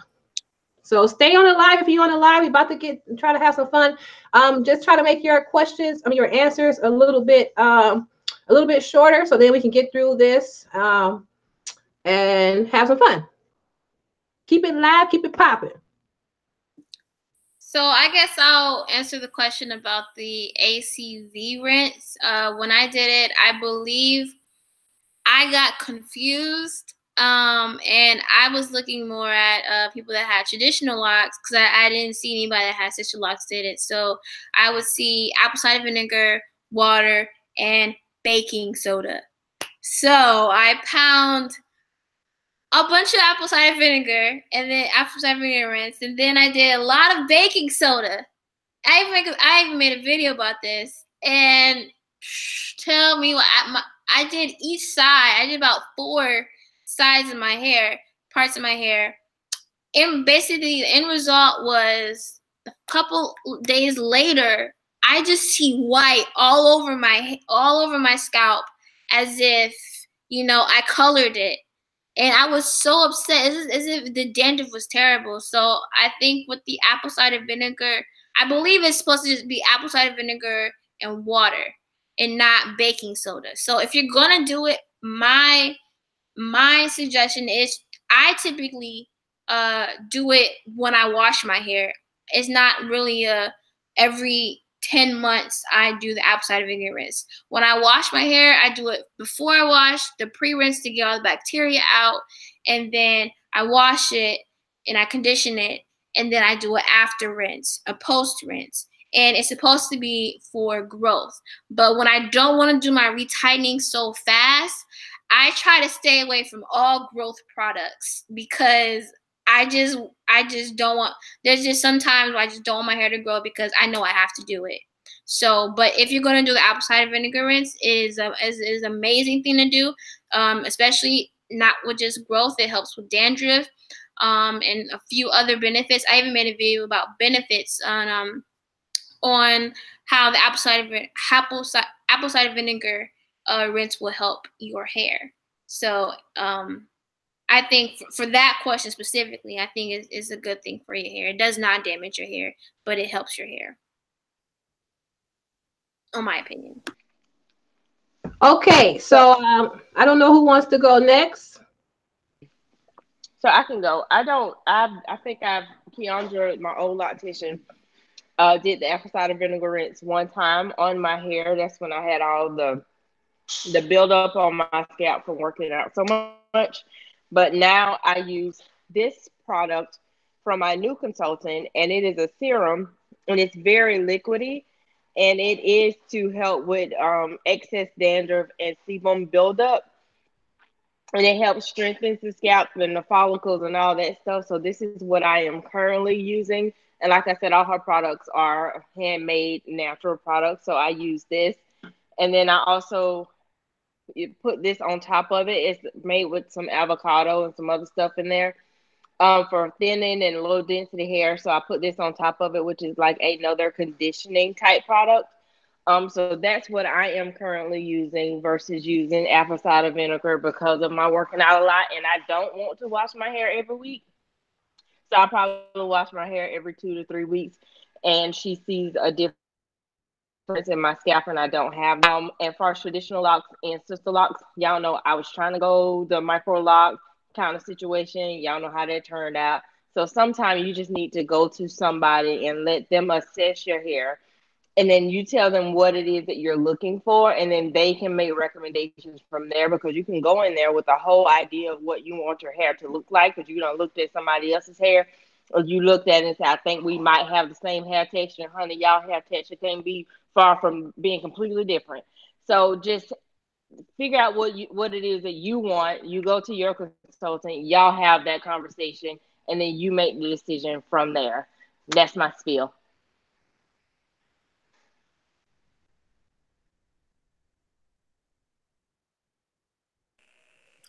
I'll just say really quick, excuse me, I did apple cider vinegar one time and I thought I damaged my hair, and I'm pretty sure like Mani, like I didn't look up, I didn't use baking soda and vinegar, like that kind of mix, but I only seen apple cider vinegar for traditional locks, and so I was just like, let's try it. And what I did learn is after you do an ACV rinse, I think you should do condition, like add some moisture back into your hair. I didn't do that. So I swore that my hair was about to just drop in the middle. Like I thought all of it was just going to come off at the bottom. And I don't know, I've seen it in the chat, but I don't know if you asked that about rice water. I've seen rice water all over the internet lately talking about it helps your hair grow and stuff like that. So I don't know. I haven't done anything rice water wise in my hair or anything like that. And then what was the other? Somebody said something else. I can't think of the other thing. Somebody asked another product or something. Or how do you feel about the Sisterlock brand ambassador certification? I didn't even know that was a thing. So there's that. Okay. That's the Sisterlock brand ambassador program. Yeah, so it's basically a program for consultants to they pay for a higher ranking, I guess. That's how I can kind of summarize it. If you're a brand ambassador, I think it's kind of like you went through an extra training process, if I'm not mistaken. But you have to pay extra for that. I just want to say something real quick about that. So when I was looking for a loctician, my mindset was so focused on, okay, you have to have some experience and you also have to have a certified loctician certificate. And I didn't know anything about, even getting that certificate process. But the loctician that I have, she has 15 years of experience, and she said she stopped the whole process of continually buying or paying to keep your license of being a sister loctician, because after a while, after you have so many years of experience, it's as though you're just paying for a certificate. Say, hey, I'm licensed. I think after you take the class and you've done and you graduate and you're a loctician, yeah, I think it's great to have it for a couple years, about 5, 6, 7 years. But then after that, if you've gained that experience and you've gained that and you created yourself with a profile of your clientele and your work that you do, I think that it's okay to say you don't have to consistently pay for the certificate, because they say that the prices rank up high every time. Like, it gets higher and higher. And I just feel as though that could be something that they do as well, just to get money for the whole company of Sisterlocks overall. But that's my intake. I feel like as though if once you have enough experience in in doing Sister Locks for so many years, I don't think you have to keep up with the license. Yeah. Okay, thanks, Mandy. If you want to go ahead and finish what you were going to say. Oh, I'm sorry. No, you're fine. I thought the ambassador program was like, you know how you see on Instagram, like, be an ambassador and we'll send you you get a discount on products or stuff like that. That's what I thought the ambassador program was, but no. And I'm not a consultant or anything like that, so I don't know if that has to do with it either. And like I only do my hair. I'm so thankful for all of the women out there who are consultants and take the time to do Sisterlocks, because I don't have the patience. So that is great in that there's a program like that exists. That's dope. But also, before y'all pay for programs like that, be sure, because sometimes people, that's their moneymaker kind of scheme in a way. You know what I'm saying? Like, kind of what you're saying, Money, I think is like, why keep paying for something? Like, you already have the experience, you have the clientele, and like, you're just paying for a piece of paper at this point. So be mindful of that. That's all. That's all. Thank you. Money, that was cool that you had that much experience with that. I don't know if anybody else want to go and speak on answer the questions. Okay, IBYL. I've never done the apple cider vinegar rinse or the rice water. And I don't really have an opinion on the ambassador. It's new to me, you just mentioning it. I would say if someone feels they want to put their funds towards that, to each his own. I'm sure there will be someone out there that would like to seek the service of someone who is in that exclusive category. But yeah, to each his own.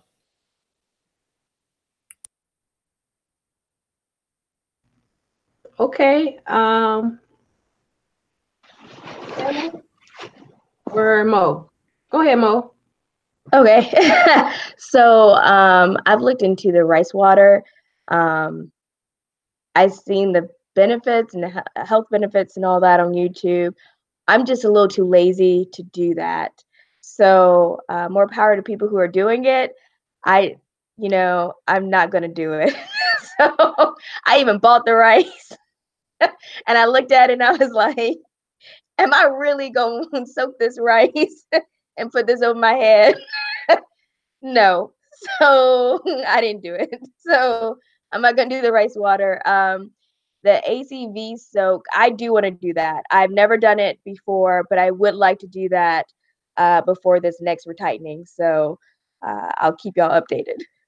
And I don't know anything about the ambassador thing.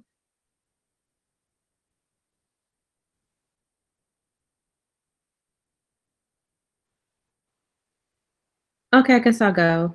As far as the ACV, I've done it once, but it was more so I just put like in a spray bottle. I had some apple cider vinegar with some water, and I think I just had maybe like 1 or 2 tablespoons of baking soda, and I just kind of sprayed that on my scalp and let it sit with a plastic bag. Then I hopped in the shower and washed like I normally do. I didn't really have experience anything negative to my hair, because I wasn't like doing the ACV soak like I've seen some of the traditional lock people do, where they actually are like back head soaked back in like in the water in their sink in like warm water, whatever, doing like a detox or whatever. My hair is I didn't want to like go that far because I don't use products, and also I didn't want to dry my hair out. Let me see. As far as rice water, I've seen it all over YouTube. I'm not one to really jump on a whole bunch of different bandwagons. For one, I believe that it's also supposed to be conditioning. I don't need anything to condition my hair because this hair is still locking. And so anything that's going to condition my hair will make me have slippage. So I'm going to stay away from that. I don't really know about the ambassador consultant program or whatever. I do know that Sisterlocks does have different levels of training. So, and I mean, if that makes it so that the person has to go and they're getting a certain level of training, like they have like I think it's called, was it trigonometry? I'm gonna probably say it wrong. When someone is losing their hair, they do have that type of certification or whatever. So, I mean, I can see the benefits if you're having to go and continually, you know, get your education, because I have seen, and I used to be really active in the Facebook group, but life gets really busy sometimes. And so just because someone has a lot of clientele and they, sometimes I've seen where some consultants that have made a name for themselves have kind of gotten, I would just say, lazy. And because you get a lot of people coming to you, and I've heard horror stories and I've seen horror stories myself.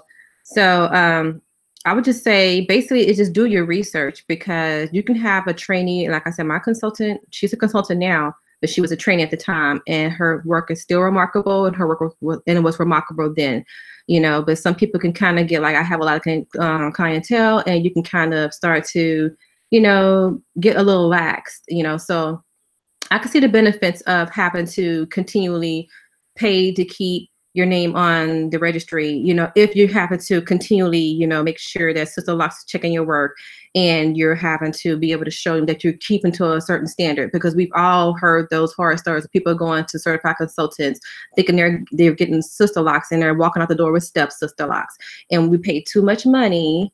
I mean, it's the truth. You know, I had people to hit me in my inbox, being like, you know, hey, and send me pictures and be like, hey, so can you tell me? And I don't want to be like, you know, breaking down, I'm sorry, sis, you know, you don't have SisterLocks, you know. That's heartbreaking.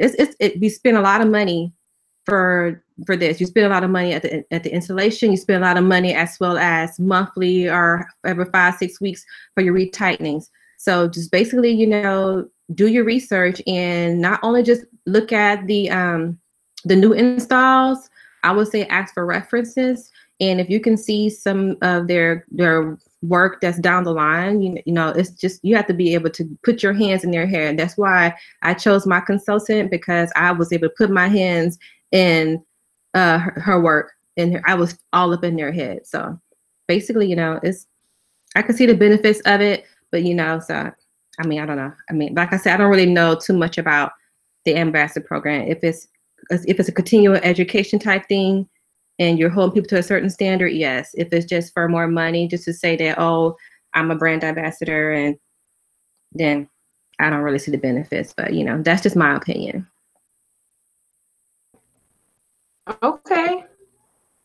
I have never tried rice water on my locks, but I did have experience with using rice water for 30 days when I did my big chop. So last year in January, I chopped off my traditional locks. I had them for 4 years. I cut them off, and I started doing rice water treatments to get my hair stronger and prepared for my SisterLocks.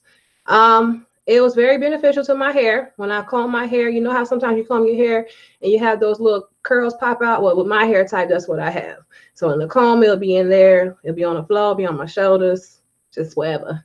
But when I was using the rice water, none of the hair came out. None of it. I had the whole comb was clean. I was just like amazed for that. But it did have like a funny smell. To make the rice water, it's really easy. You could just put like the water, hot water in a bowl, put the rice in there, let it sit there overnight, put it in a bottle of water, and spray it on your hair. So it's not like it's real complicated or anything, but I don't want to do it with my locks because I just want to keep them smelling not like rice right now. So, okay, so let's start off with some trivia. While I'm going to ask you in the live chat some questions. I'm going to do like one question for you. And while you answering the question, I'm going to ask them a different question. So I'm going to ask you one question, and then they're going to be answering a question while you getting your answers on there. After they're done answering, we're going to go back to your answer and talk about your answer, okay? First question is, I need you to write each panel bit and the amount of locks you think they have. So you will say, SisterLocker, this number, IBYL, this number, Ebony, this number, so on and so on and so on, okay? So drop it down now. Guess how many locks each person has that's on the panel. And ladies, I want you to let me know, how do you feel about SisterLock extensions? or heat being used on sister locks with flat iron or curling, things like that. But try to go ahead and answer the questions as quick as possible. We can't have no more sermons up in here tonight. Because we're not trying to be here all night. I'm just trying to keep it real. So just, answer the question. Then we're going to hurry up and go back to the answer that they put in the live and see who has the closest guess to the amount of sister locks each person has. Okay, who wants to answer the question first? Extensions and heat. How do you feel about it? I don't care what you do. That's your head. If you like it, I love it. Okay, who's next? I'll go. I don't, it's your hair. I know there's some folks get really up in arms whenever people are saying, they put extensions or whatever, and they automatically say it's not sister locks or heat or whatever. You do what you're going to do to your hair. Like me, as far as heat, I do use, I use my blow dryer, but I use the diffuser setting. So like, on my roots and stuff, because especially when it's cold outside, I can't be walking out with wet hair. Other than that, I really haven't used any heat, and I probably won't, but like I said, do you, and just make sure you're paying attention to your hair, because don't overdo it, or you don't want to wake up and your hair is on the pillow. Nobody wants that. So do you use your hair? I'll go ahead and go. You know what? I didn't even think until you mentioned it, Kellum, about the blow dryer. Like I use a blow dryer, more recently, for like drying my roots, and I sit underneath a hair dryer sometimes if I'm not air drying it in the summer. But curling irons or flat irons, I wouldn't use that on my locks personally, but to each his own. And extensions, once again, to each his own. If someone feels that they want to get that super growth, then go forward.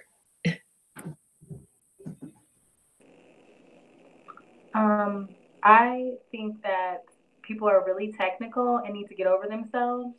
And I think that the people who always have that strong ass opinion on like what somebody else should be doing, they are the person who needs to get help.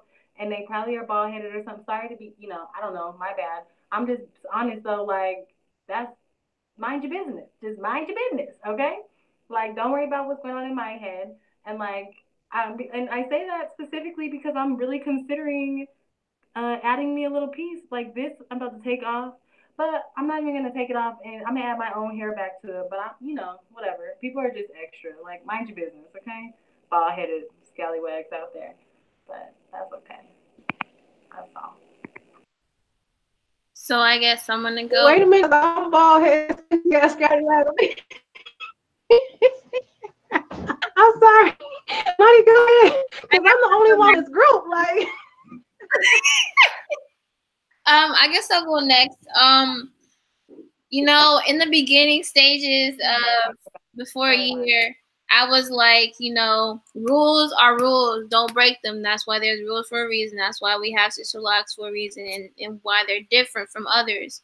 But at the end of the day, like she said, it's your head, it's your hair. You can do what you want to it. You can call it what you want because it's on your head. Unless it's on their head, then they can call it what they want. But yeah, if you flat iron it, then just bear, what will happen, the consequences. If it breaks out, you know what you did. So at the end of the day, it's all how you take care of it. But flat iron your hair. Personally, me, I don't flat iron my hair. I don't add hair to my hair. People ask me, are those braids? When are you gonna take the braids out? I just look at them and smile and say, no, they're not braids. But no, the heat thing, again, it's your head. Personally, I don't do it though. Oh, well, with the blow dryer, I do use the blow dryer to dry my hair sometimes. I use a blow dryer. I don't try to keep it close to my head, but some days I just gotta rush out the house and it gets cold. So I use a blow dryer to blow dry my hair, or I use a fan. And I learned this from a technique that someone else did with their sister locks after they wash it. I typically, once I do like that last rinse of water, I would just, shake it and then just get out the shower and put, of course, my towel on it. But then I learned, how silly of me, but I will learn to squeeze the excess water out. I never really squeeze the excess water out, but squeezing that excess water out really helps the drying process to go a lot faster when you air dry it. So, but yeah, that's me. Really quick on the air drying tip, if you use a t-shirt, it takes out a lot of the moisture. Like squeeze your hair, but if you use a t-shirt versus a towel, you avoid lint, you avoid like the frizz and all of that. So just get like a t-shirt. If you don't have some, go to the Goodwill or whatever, but just get a t-shirt and it absorbs a lot of the moisture. And also, I don't use heat. I don't use no heat. No. I'm trying to think. I don't even own a blow dryer no more, but okay. I did want to add one thing. If you air dry, if you wash it, make sure you give your hair enough time, because you don't want to be putting on like a scarf or something dark on your head and going to bed, because you don't want to create the environment for your hair to mold.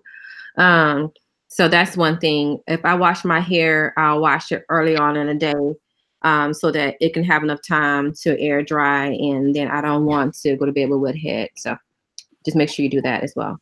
Also, add on top of that, I just remembered, when you do wash your hair and you do want to and you air dry it, and you also leave out the house air drying it, don't put it in a ponytail, because as well, like you talked about mold and putting in dry t-shirt, when you put in a ponytail, your hair it won't dry. You would think it dries, but it won't dry. It will just start to mold within that small spot of that ponytail. So again, once you're air drying, leave it down, or if you're going to keep it in a ponytail, put it in a towel or something, but never put it in a ponytail, by itself, because it will still stay wet and mold and create mold.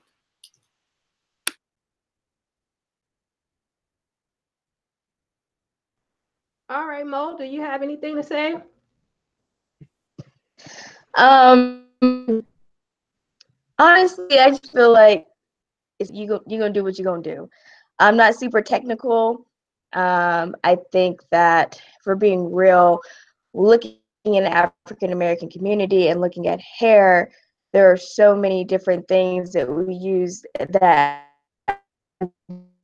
dividing us, bring us together. Beautiful hair that we have. It's different from any other ethnicity, and it should be celebrated. So I am not a fan of labels, or if you have this and you don't have that, or if you flat on your hair, you're no longer really natural, or whatever. In the day, it's all beautiful black hair. We should love it, celebrate it, go on about our day. So, yeah.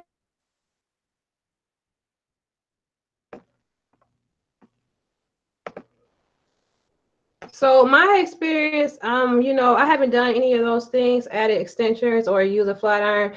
But I remember seeing that Coming Home to Sisterlocks video, and they was flat iron and curling iron or whatever up. They weren't playing. They had those.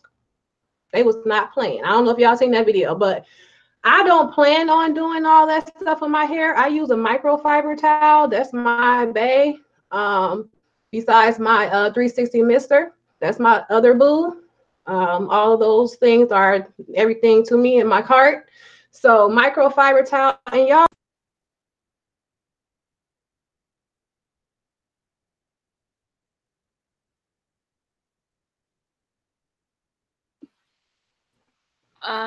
What happened?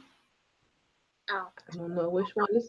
I'm sorry, I went out, but now I'm back. But I found that at the dollar store, too. Like just the other day. I don't know if y'all dollar store have this, but this was like it was like a shining light surprise of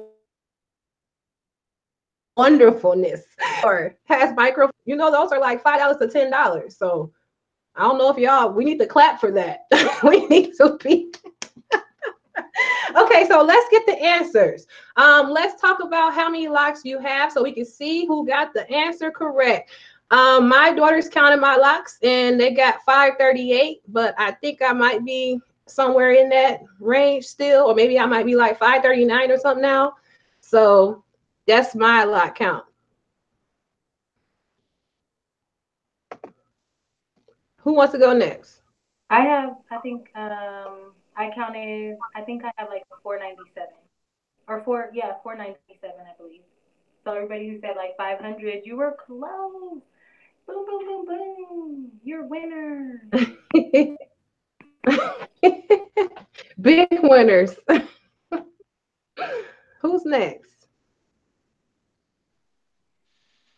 I have 405. Okay, so now I have a question because I know some people were, and I know as I watch your channel, your locks are considered, you have low density hair, right? Can you explain that to us? So it just means that per square inch in my hair, I don't have a lot of strands. So right here in the top, let's just say for easy math, I may have 25 strands of hair per square inch, whereas in the middle, I have 50 strands of hair. So it just looks thicker and is thicker in the middle versus in the top, which is what it means for low density hair. Some people may consider it to be thinning or fine hair. It very well could be based on how much hair you have per square inch throughout your head. And I'm super low density at the top, which is why my locks are a little bit smaller up here throughout the top of my head. And then they get a little bit bigger as they go back, and I'm guessing that's how they're supposed to be installed anyway. But that I had to take that into consideration. So when I initially started, I had 397. When we did the takedown in the middle, we ended up splitting each one of those locks into one lock, and I think it was like 9. So then I had like 18, and then I ended up doing some combining around the edges, some that were super small, combining those. So now I'm at 405.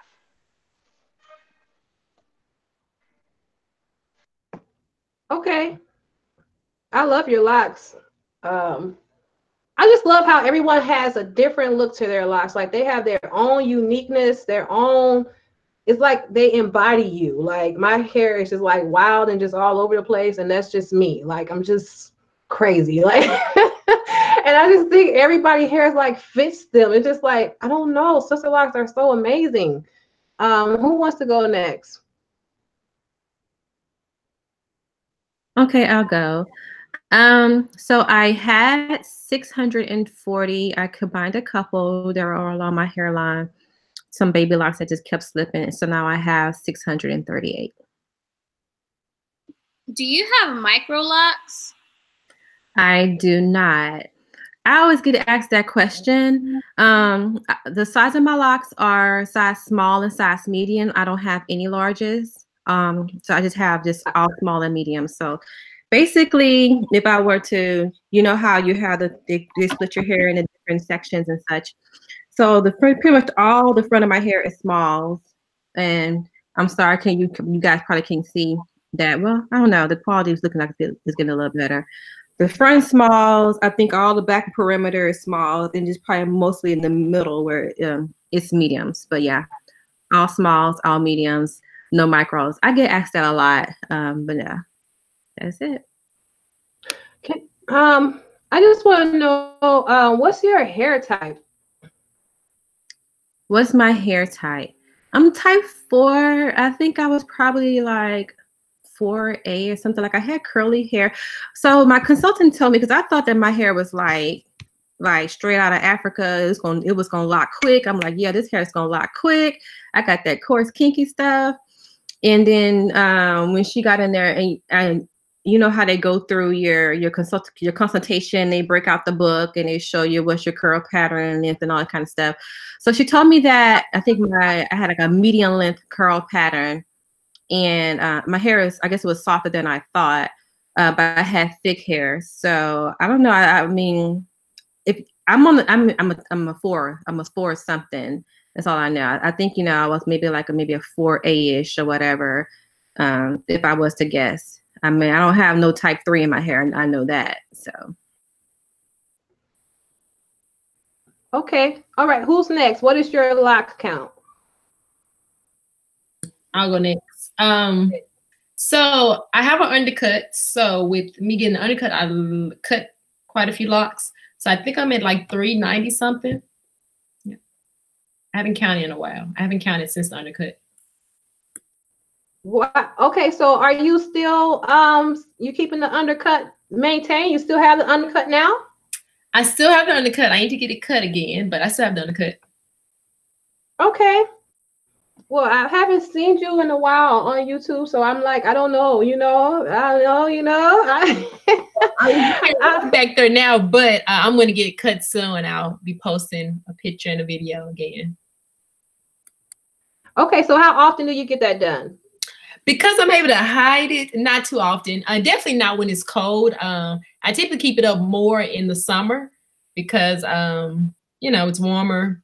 And now when it's cold, my hair is kind of like my scarf sometimes. And so when it's cold outside, when I get it cut, it's like extra cold in the back. So I haven't gotten it cut recently.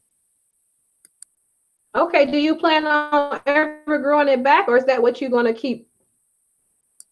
You know what? I've been back and forth about that. I actually did a video where I was talking about I have the best of both worlds because I have it locked.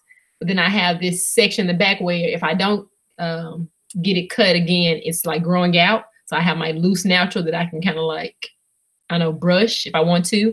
But I don't have to really deal with having a whole head of loose natural. But sometime I'm like, I want to continue cutting it. And then sometimes I think about even cutting more, like maybe doing the side. But I don't know if I'm going to be as bold to really do the side. But I think about stuff like that.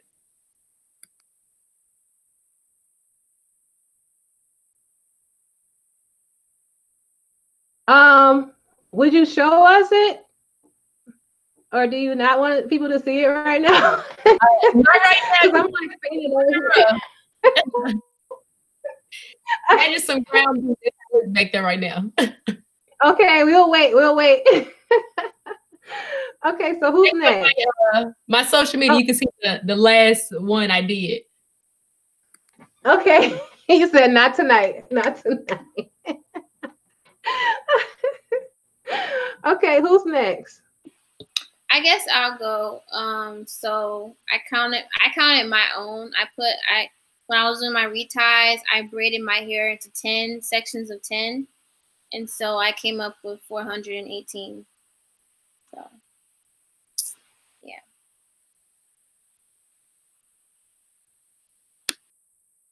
IBYL, I have a few questions for you. Someone is asking, what is an undercut? And also, how many locks did you have before you did the undercut?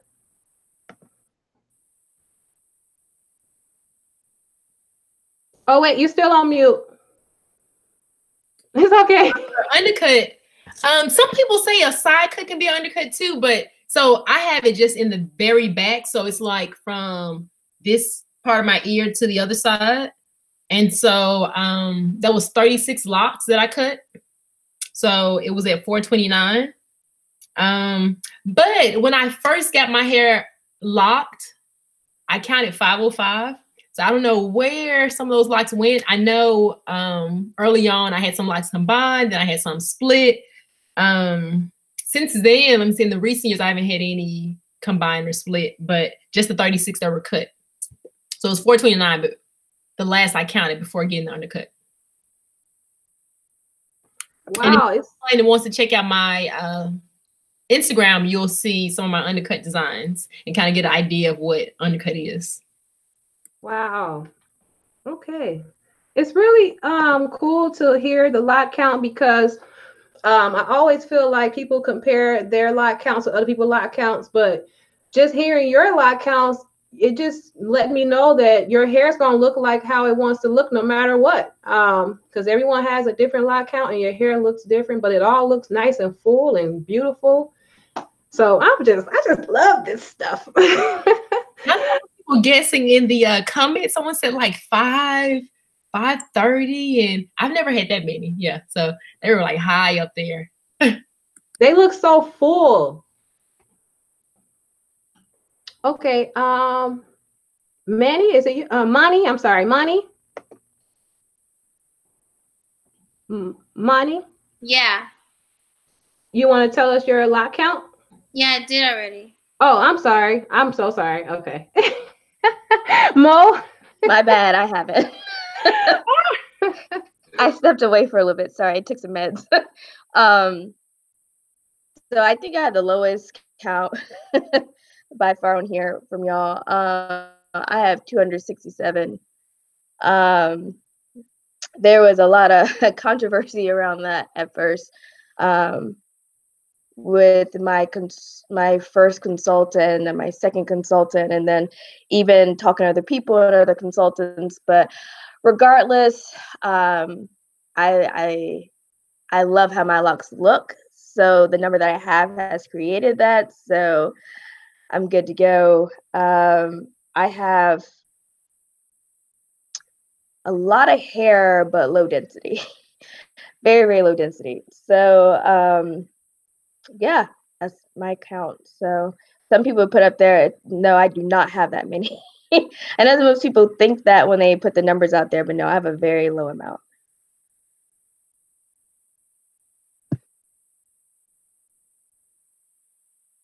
Okay, so we're gonna have one last trivia question because it is 9:30.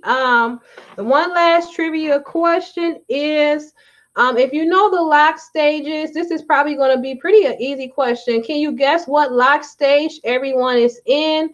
Will be the beginner stage, the teenage stage, and the adult phase, and the elder phase. I think those are the 4 stages. So beginner, teenage, adult, and elder. What do you think the stage? Oh, maybe I should put my picture up. What do you think the stage everyone is in? And then while you're popping that question out, I'm going to ask you ladies, how do you feel about the word dreads?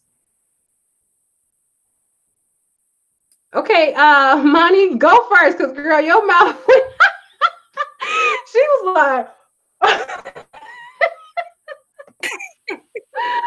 No, I learned about the word when I was scrolling through Facebook.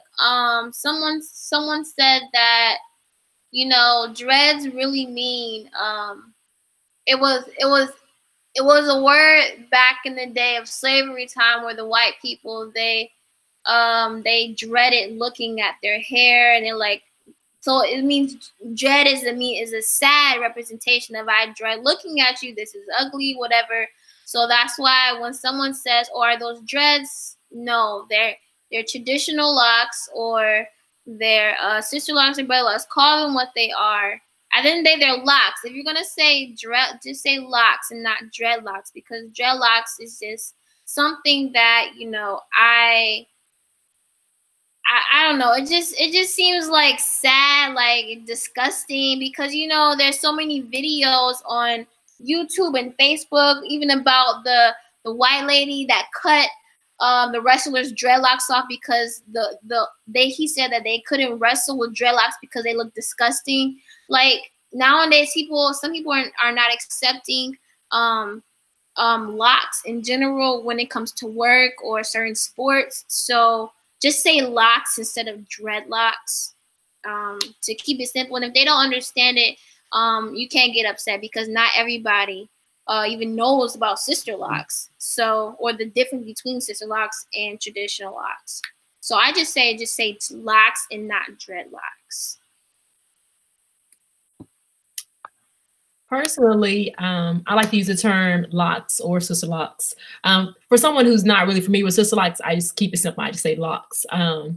But you will not hear me using that word, the D word. I won't use that word, because of the history, like you shared, Money.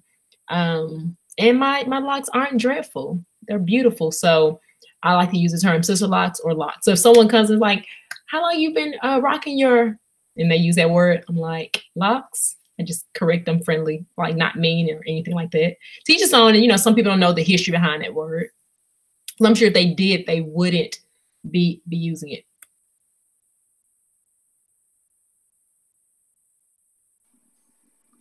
Same here. My son acts like it's a cuss word. He's like, "Mama, the word, you know, the word that I can't say that word."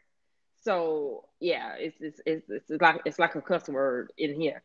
So we don't use it, and simply because once you educate yourself, once you know better, you do better. And it's just a matter of educating. And when people say it, I do take the time to educate, ask them if they know how the word originated, so that they maybe won't say it again. And if they do say it again, now they know it's intentional and you already been educated on what the word means. So I don't use it, and I will politely correct somebody and say, you know, it's locked.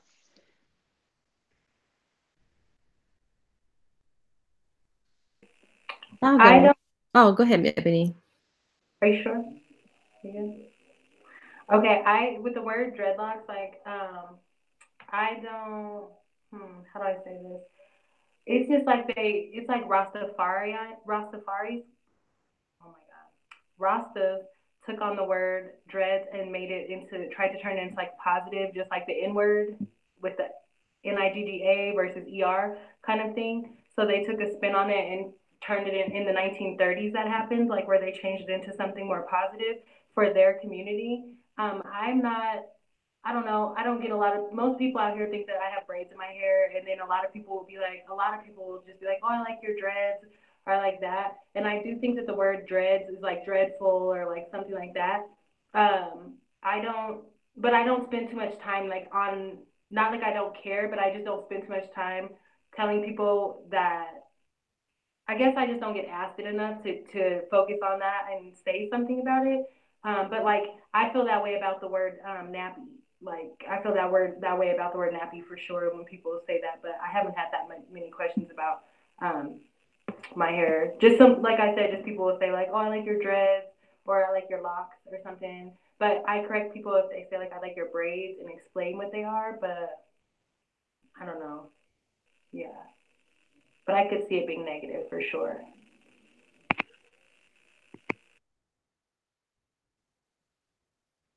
Okay. For me, yeah, just like the others, I prefer the word locks over dreads because dreads can have a negative connotation. I really haven't had anyone to be like, oh, I like your dreads or anything like that. I really don't even think most folks know what I have in my hair, except for those I've seen some people that have sister locks and they'll be like, oh, I love your sister locks. But other than that, yeah, I prefer locks over dreads. So.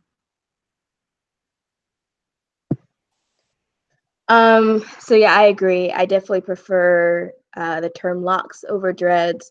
I remember when I first got them, I was like, the dreadlock police. Anytime my family would say something, I'm like, no, it's not dreads. There's nothing dreadful about my locks. And, you know, because that's what you hear all over social media. That's what's promoted. So I definitely prefer the term locks. I think when other lock wearers use the word dreads or dreadlocks, it comes off a little differently for me. It's like, okay, well, if you have locks and if that's what you choose to call them, that's cool. But I think people who don't wear locks and then they use the word dreadlocks, it kind of just, it plucks a bit of a nerve. And it's like, I just say, I prefer to call mine locks. But typically when I first got my sister locks, everyone pretty much thought they were braids at first, like tiny braids because of how they looked. And then when they matured, as they matured, now everyone knows, people just immediately say sister locks. They don't say dreadlocks or anything like that. They just immediately say sister locks. So I think the more that sister locks is well known, we're not having that issue as much. But I definitely prefer the term locks, but I'm not judgmental or anything like that when people who wear locks decide that they want to call them dreads or dreadlocks, to each their own. So I just want to go off to that when she it might be it's a side note to locks and dreadlocks, but I remember when I didn't have locks and I knew friends that kept getting full locks.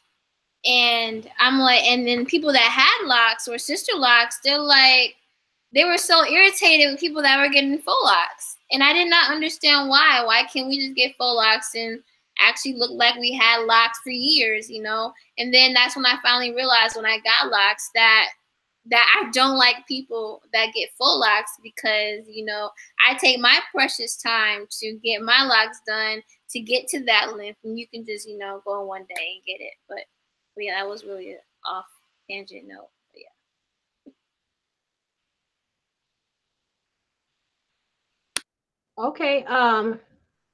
All the ladies had very good points. And I agree with everything you said. I never had like corrected anybody for saying it, so I don't know if that's something that I should do, but I don't know. I really don't make it a big deal, but everything that you said is so important, and I do refer to mine as locks. I do want to go ahead and wrap it up with this last question. Once you give your answer of what lock stage you are in right now, make sure you let them know where they can find you on your social media handles. I really want to say thank you so much for participating in this wonderful live. You ladies are so beautiful, and I love your locks, and I also love your spirit, your personalities. Um, and I'm really excited about this sisterhood that we're creating. Make sure you join Sister Locker TV on Facebook. We do group chats on there, video group chats. We're going to be planning trips to like do a Sister Locker retreats. We're going to be doing things like Sister Lock weekends, go here, go there. You got to be on that Facebook page so then you can be a part of the planning. I think it's time for us to do some fun stuff and show off our locks and all be together. Like, I would love to be in the room with all of you and just kicking it. Right. I would love to see you do that in person. Like, ah! Right. But yeah, I think it would be fun for us to just hang out. And I really want to be planning that type of things this year. So please join the Facebook page, Sister Locker TV. So I think that I'm in a teenage stage right now because it says that your locks are wild and unruly and they stick up all over the place and they're starting to bud. And I have a lot of buds and I have a lot of locks that feel like they're locking. I don't think I have any that are completely locked yet. I think it's too soon for that. But yeah, if you guess the teenage stage, you were definitely right, and you be watching, honey, because I always talk about what stage. No, I don't. I don't talk about what stage I'm in. I don't know. Okay, yeah, go. Somebody go, because I talk all day. I'll go ahead and go. I prefer the term mature, but those of you who guess elder in the comments, you're right on. Okay, wait, and I also forgot to do my social media handles, just not on Facebook, but here on YouTube. This is my channel. Subscribe and like this live. Also on IG, Sister Locker TV, and IBYL. Let them know where to find you. Yes, IBYL on YouTube, on Instagram, on Twitter, and on Facebook it's IBYL09. And for those of you who want to know, IBYL is a social media name I came up with years ago, and it stands for Intelligent Black Young Lady. Wow, beautiful. I did not know that. So I'm guessing I'm gonna go. So I thought I was in the mature stage, like IBYL, but I recently found out that my locks are still needing to lock up. So I can say that I'm towards the end of my teenage stage, going into the adult stage. Yeah, so that's me. And my handles is Money Lock Journey on Facebook, Instagram, and YouTube.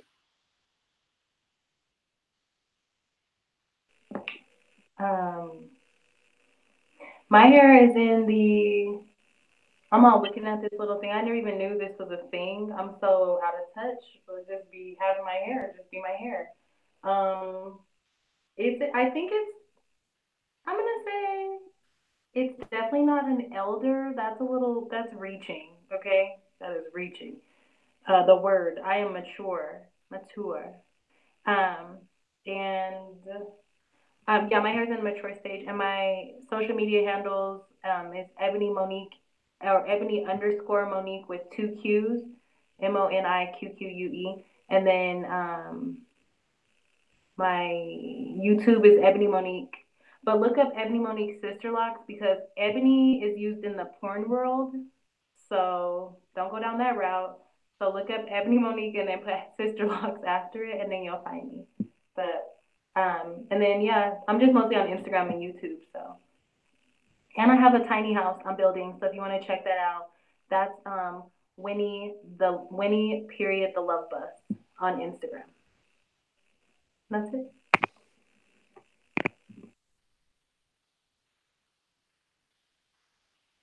Okay. Okay, I'll go. So I believe my hair is in multiple stages. I'm just gonna be real.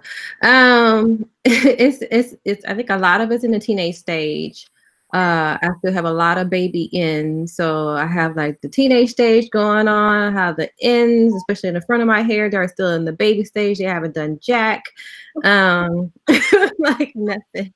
And like the very nape of my neck, some of those I can say probably they're locked. But yeah, I'm in multiple stages. But I think, a lot of it is in the teenage, and then I just have the ends of my hair that are still in the baby section, baby stage, whatever. So I'm just going along for the ride. There's nothing you can really do to speed up the process. So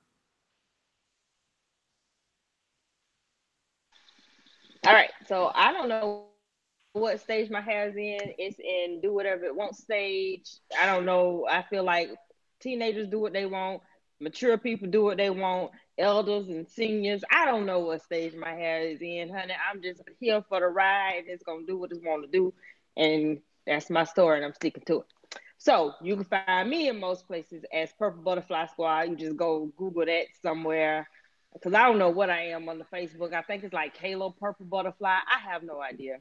But Purple Butterfly Squad to get you most places. So it was fun. It was fun. It was super exciting. And I appreciate you guys for joining us. And I appreciate you, Mitchell, for putting this on and extending this invitation for me to be a part of this. So thank you. I did forget to give my social media information. So yeah, you can find my channel. It's just Kellum, Keloum, and you can find my Instagram is Kicking It with Kellum. So it's KIKINIT with Kellum, and that is all. So I am definitely in the teenage stage. Yeah, so it is what it is. They're progressing, and definitely locking up. But yeah, I'm in the teenage stage. My channel is Mo's World. And you can find me on Instagram, Mo_world, and instead of an L, there is a number 1. Sorry, ladies, thank you for hanging in there with me. I know some of y'all commented that I look tired, I should go to bed. And best believe when I get up, here I am. But I had a great time with you, ladies. Enjoyed all of you. Thanks. Okay, so at this point of the live, if you would like to go, you can go, and we can stay on for a little bit more and just talk about some motivational lock talk, like confidence. How did your locks change your life, your health, just all around what has locks done for you, and just any type of motivational tips that you have for the ladies, for their hair or for life, period. And if everybody wants to stay, we can go in the same order. Or if anybody, if you want to leave, that's okay. I don't want to have y'all, because I know my butt's hurting, but I'm here for this. So,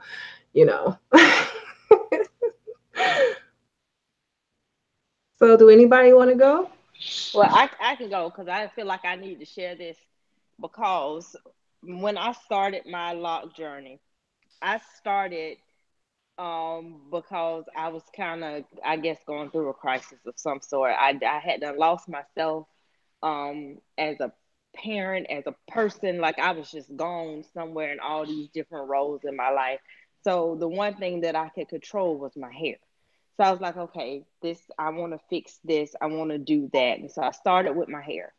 And because, most of the time, I know then y'all can sit up here and act like you don't want to say it, but it's true. As Black women, once we get our hair done, we ain't trying to work out because we don't spend this money long. We ain't trying to mess up this hairdo with no working out. Like, we ain't trying to do that.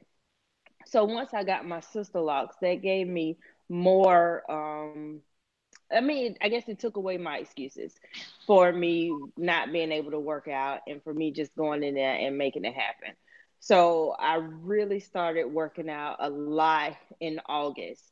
In August of 2017, I got my locks in March of 2017. So in that time, I've lost 70 pounds in about 8 months. And so I have been maintaining my weight since that time.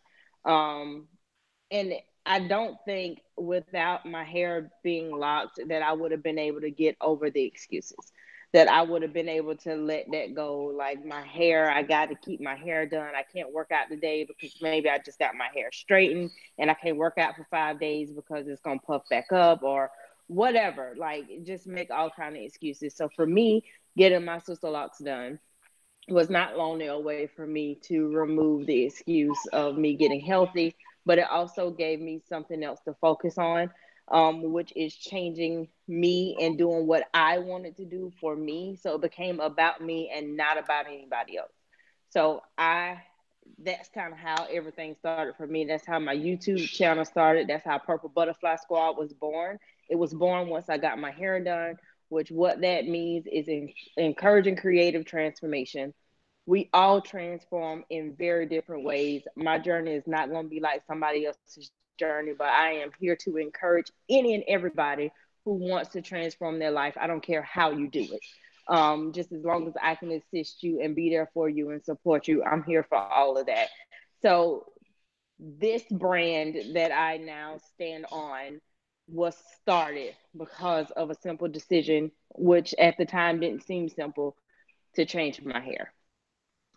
So that's my story.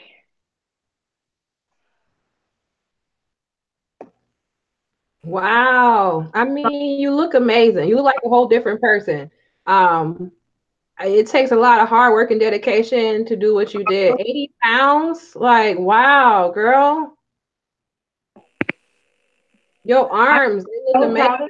you. I'm sorry. I'm sorry. No, go ahead. Go ahead. I'm so proud of you. That's just so amazing and just such a beautiful story to share. And I'm so happy and thankful that you're sharing that. Like that's dope, and that's like a really good way to like, cause I think, okay, I'll just share really quick because I do have to go, but I'm gonna just say this on top of that is like I think that like as Black women, like our hair is such a big part of our everything from when you start getting your hair done to like you go through stages like whether you get it pressed and curled when you're little, you go to the shop, it's like an every 2 week thing. And so you really are not given the time to be like, okay, I'm going to work on my health. I'm going to work on this. I'm going to do that. And I think like mine started when I cut my hair off in the bathroom to go natural. That was just like a change in my world as far as like waking up as a Black woman. Like, because what the world teaches you, like what the world teaches you, you don't get to learn about your hair. You don't get to learn about the beauty in your hair. And I watched this Instagram video the other day where this girl was like, you know, when people ask you with natural hair or locks or whatever, how long is your hair? And with natural hair, if they would have taught you that your hair grows up and out versus like length checks and it grows down, that's like a big thing, you know? And so I'm thankful for like just the whole community of natural hair and like locks and everything and like being a big part of me finding who I am and like finding my voice as a Black woman because like that was a struggle, but my hair really helped me like because it's such a big part of my identity is my hair for sure. Just from going, I don't know, you just have just do so much with it, and then also on top of being able to work out, and like I struggle with gaining weight, and so like being able to go and like dedicate and just like you can always make an excuse and be like, okay, I'm not gonna do it because of this, I'm not gonna do it because of that, but having your hair just be not a concern is just one of the most amazing things. And also travel wise, I mean, not having to pack a suitcase or being like, should I get my hair in braids? Should I get my hair get a weave done? Should I do this? Like I think it's so like it's just like absolutely freeing and just like the I don't know Sisterlocks have changed, and the community of women that I've met from just simply getting a hairstyle has been like outstanding to me. Like the people who I talk to who reach out, and like just the people like IBYL. Like I have when I was natural, I seen your YouTube channel and I like avoided it because I was like, oh my god, like do I want that? No, I don't want that. Like walk away. But then I came, I was like, oh my god. So it has created just like a beautiful community of women, and I'm proud to be a part of it. Like very, very proud, and thankful that I got to do this panel with all of you ladies. Because some of y'all, there's so many women out there. Like I don't know everybody's channels and stuff, and I just feel like I'm like, okay, this is like a good group of women, another good group of women to follow along y'all's journey. So, and yeah, I'm just thankful for our hair bringing us together. Super dope. Oh, okay, and I have to go now though. Also, so this was fun. I gotta go though, guys. Have a good night, and I hope we can connect on social media or something. So, but okay, bye. Okay, thank you for joining, Ebony. Yes, I'll text you later, okay? Okay. Okay, have a good night. Talk to you later. Bye. Bye. I'm gonna go ahead and share, and then I'm gonna make my exit too, because it's getting kind of late here. Kind of lost my train of thought. First off, I want to say thank you, SisterlockerTV, for bringing together everyone for this live. I really appreciate this live you've done, and then I've had a chance to watch some of the other lives you've done. Thank you for inviting me. Thank you for inviting everyone that's on this panel. Thank you for everyone who has tuned in tonight and commented and chatted with us. I really appreciate that. And I've started adding everyone on Instagram, on YouTube, so I'll be tuning in to what you're posting on your Instagram feed, as well as the videos you're gonna be making. I'm looking forward to that. And I joined the Facebook page too, so looking forward to collaborating and supporting each other in other ways as well. But Sisterlocks has impacted my life in a lot of different ways.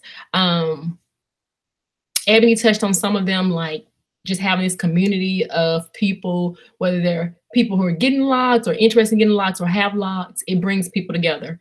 Outside of online, so not being online, but like in person, I could be in a store, I could be anywhere, and it's an immediate conversation starter. So I'm able to interact with people who I may not have in any other circumstances interacted with because of hair. That's a conversation starter. It's people who are curious, people who want to know more. So that's always something that makes me smile, or makes me happy that I'm able to either answer a question or just give somebody some inspiration in some kind of way, whether it's in person or online. Also, Sisterlocks has just given me an opportunity to not have to worry about my hair. Like, I just can get up and go. Now that it's longer, I can style if I want to, if I don't. But there was a time where I would just get up, shake out of the bonnet, and go. And to an extent, I can still do that today as well. If I want to style, I can. And just not having to deal with combing and detangling, that's a big breakthrough and makes it easier. So Sisterlocks has been, it's a good choice. It's been 10 years. And the only thing I questioned was, why didn't I start it sooner? But I guess I just didn't know about it sooner, because I would have. So anyone out there who's like on the fence, you're not sure, I say go for it. Everybody's journey is different, but you make of it what you can. And I've enjoyed my journey. I've enjoyed tonight's talk as well. I'm going to end it here. And I'll see you all on the internet somewhere. Thank you, IBYL, for joining, and thank you for the kind words you said. Like, I look up to you and your channel and the things that you've done, and you definitely have been motivational to me to even have a channel. So that's really awesome to hear that from you. I hope you have a good night. Okay, I'll go. Let me see. So I knew about Sisterlocks, I would say, years ago. And I admired them then, but I wasn't ready to take the plunge. And so when I finally got tired of just, being a slave to my natural hair, I started looking into it again, and I just knew that that's what I wanted to do. And it's just allowed me to have so much freedom. I'm like Kayla, I'm physically active. I like to go work out and stuff. And when I was a loose natural, I would have to wake up in the morning early to make sure my hair looks good before work. I was able to go travel recently. I went on vacation. I had to bring any products with me. I got into the ocean, swimming around, I didn't have to worry about my hair. And that was just the most freeing thing ever. And I would definitely say it really is a journey. And it's taught me a lot of patience, because there's nothing that you can do, or there are some things you can do to try and make your hair lock faster, but why would you want to? I'm just, as my hair is going through this transformation, I'm just trusting the process and just enjoying it, because my hair is never going to be in that stage again unless I start over, with my sister lock journey. So I'm just really just enjoying it. And it's, to me, it's almost like a spiritual journey. Like, if anyone, as you're trusting God for something, you don't know how that's going to end up or whatever. You just got to put your trust in Him and just know that everything's going to be okay. And so it's just like that. It's just like, it's a journey. And I've just really been enjoying it. And what's so funny is that I got my Sisterlocks. And then I would say probably less than, like, my best friend, she went and got some Sisterlocks because she was watching my hair. She was kind of sitting back and watching my hair. And then she went and got her some. And, so that was exciting to see.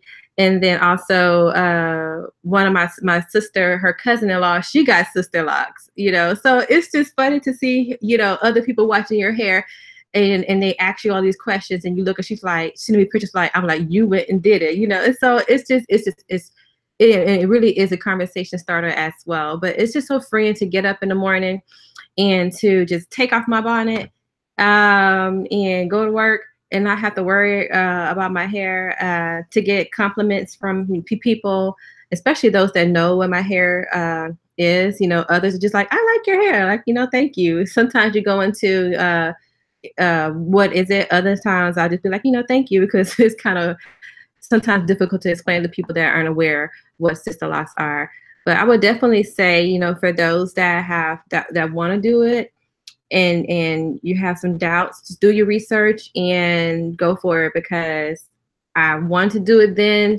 And if I had did it back then, my hair probably would be as long as IBYL's, because my locks would be like, I don't know, 7-8 years long, 7-8 years by now. But I have no regrets at all. It was like the best hair decision ever. And that sounds cliche because everybody says that, but it is so true.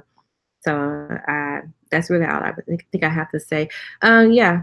But SisterlockerTV girl, I really appreciate you reaching out to me. I have kind of been MIA on my channel, and it's kind of gave me the boost to kind of, get back and start making more videos. Just life is just kind of be extremely busy for me. And so, yeah, I'm definitely going to be more active on my channel, because I do have those that are following me, and I have a lot that are following me as well on Instagram. But girl, you keep doing your thing, and I love your hair. I really do. It's so, I just love the ways it's sticking up. It suits you. It really does. I'm being honest. It really does suit you. It looks really good. And keep encouraging and keep creating the content. I love what you're doing. Thank you for having me. You are so sweet, and I just love your hair. It's just so beautiful. It looks so perfect. I just have a question, because I've seen your Instagram pictures, and you like an Instagram baddie. So like, I need some tips. Like, you got the 6-pack going on and everything. Like, come on, now, your routine. Listen, the 6-pack is going. I'm trying to get back there. My job has kind of been, it's been really busy. So sometimes I'm not able to get it in like I want to. I would just say mostly, definitely, it starts with your eating habits. And so trying to eat clean, but I'm not one to like restrict myself. If I want something, if I want a snack or whatever, every now and then, yeah, I'm going to have it to reward myself, because life is about moderation. And I wouldn't say I'm an Instagram baddie, but thank you. I'm just me, I really appreciate that. And you know what? My hair is not perfect. It is not, because like I said, everybody's hair is different, and my hair is in multiple stages. I have some ends that are still in the baby stage, and I have hair that's locked and hair that's teenaged and whatever. Everybody's hairs go through the locking process in the stages that it wants to. So that's really about it. Well, do you want to just tell them where to find you one more time? Sure. Okay. So you can find me. My Instagram is Kicking It with Kellum. That's KIKIN with Kellum. So KIKINITWITHKELLUM, Kicking It with Kellum. And my channel is just my name, Kellum. I couldn't think of anything, you know, catchy. I figured my name is catchy enough, you know, so just type in Kellum and you'll find my videos. And I'll be more active. Got me a ring light and everything, you know, so I'm trying. Thank you. I got me a ring light. So I'm trying to do a little bit something. I got prepared for this. I didn't want to be sitting here in the, you know, in the dark, you know, whatever. Y'all like, okay, I can hear her, but I can't see her. You know? So, you know, I'm trying to do better. In 2019, I'm gonna do better with my channel. So well, I'm so thankful that you came. I appreciate you coming. I appreciate all the ladies who came tonight. Also, I appreciate people who was like ride or die and stayed from the beginning till now in the live chat. Like, y'all are some ride or die chicks. Like, if you were on the live and you didn't comment, that's okay. We still appreciate you watching and tuning in. The next Sister Lock Live is going to be next Sunday, so don't miss it. Subscribe so you can and ring that bell so you don't miss the next live. And I really appreciate these ladies. They're all beautiful. I mean, you just experienced it with me, just naturally, just sweet people. Black women can have natural hair, be beautiful, be confident, be strong, and be kind. And business women, we're all different type of women, mothers, just women, sisters, aunties, all that, you know. So maybe some grandmas too up in here. But yeah, so I really appreciate y'all coming. And I don't want to leave y'all, but I got to. So have a good night. Bye.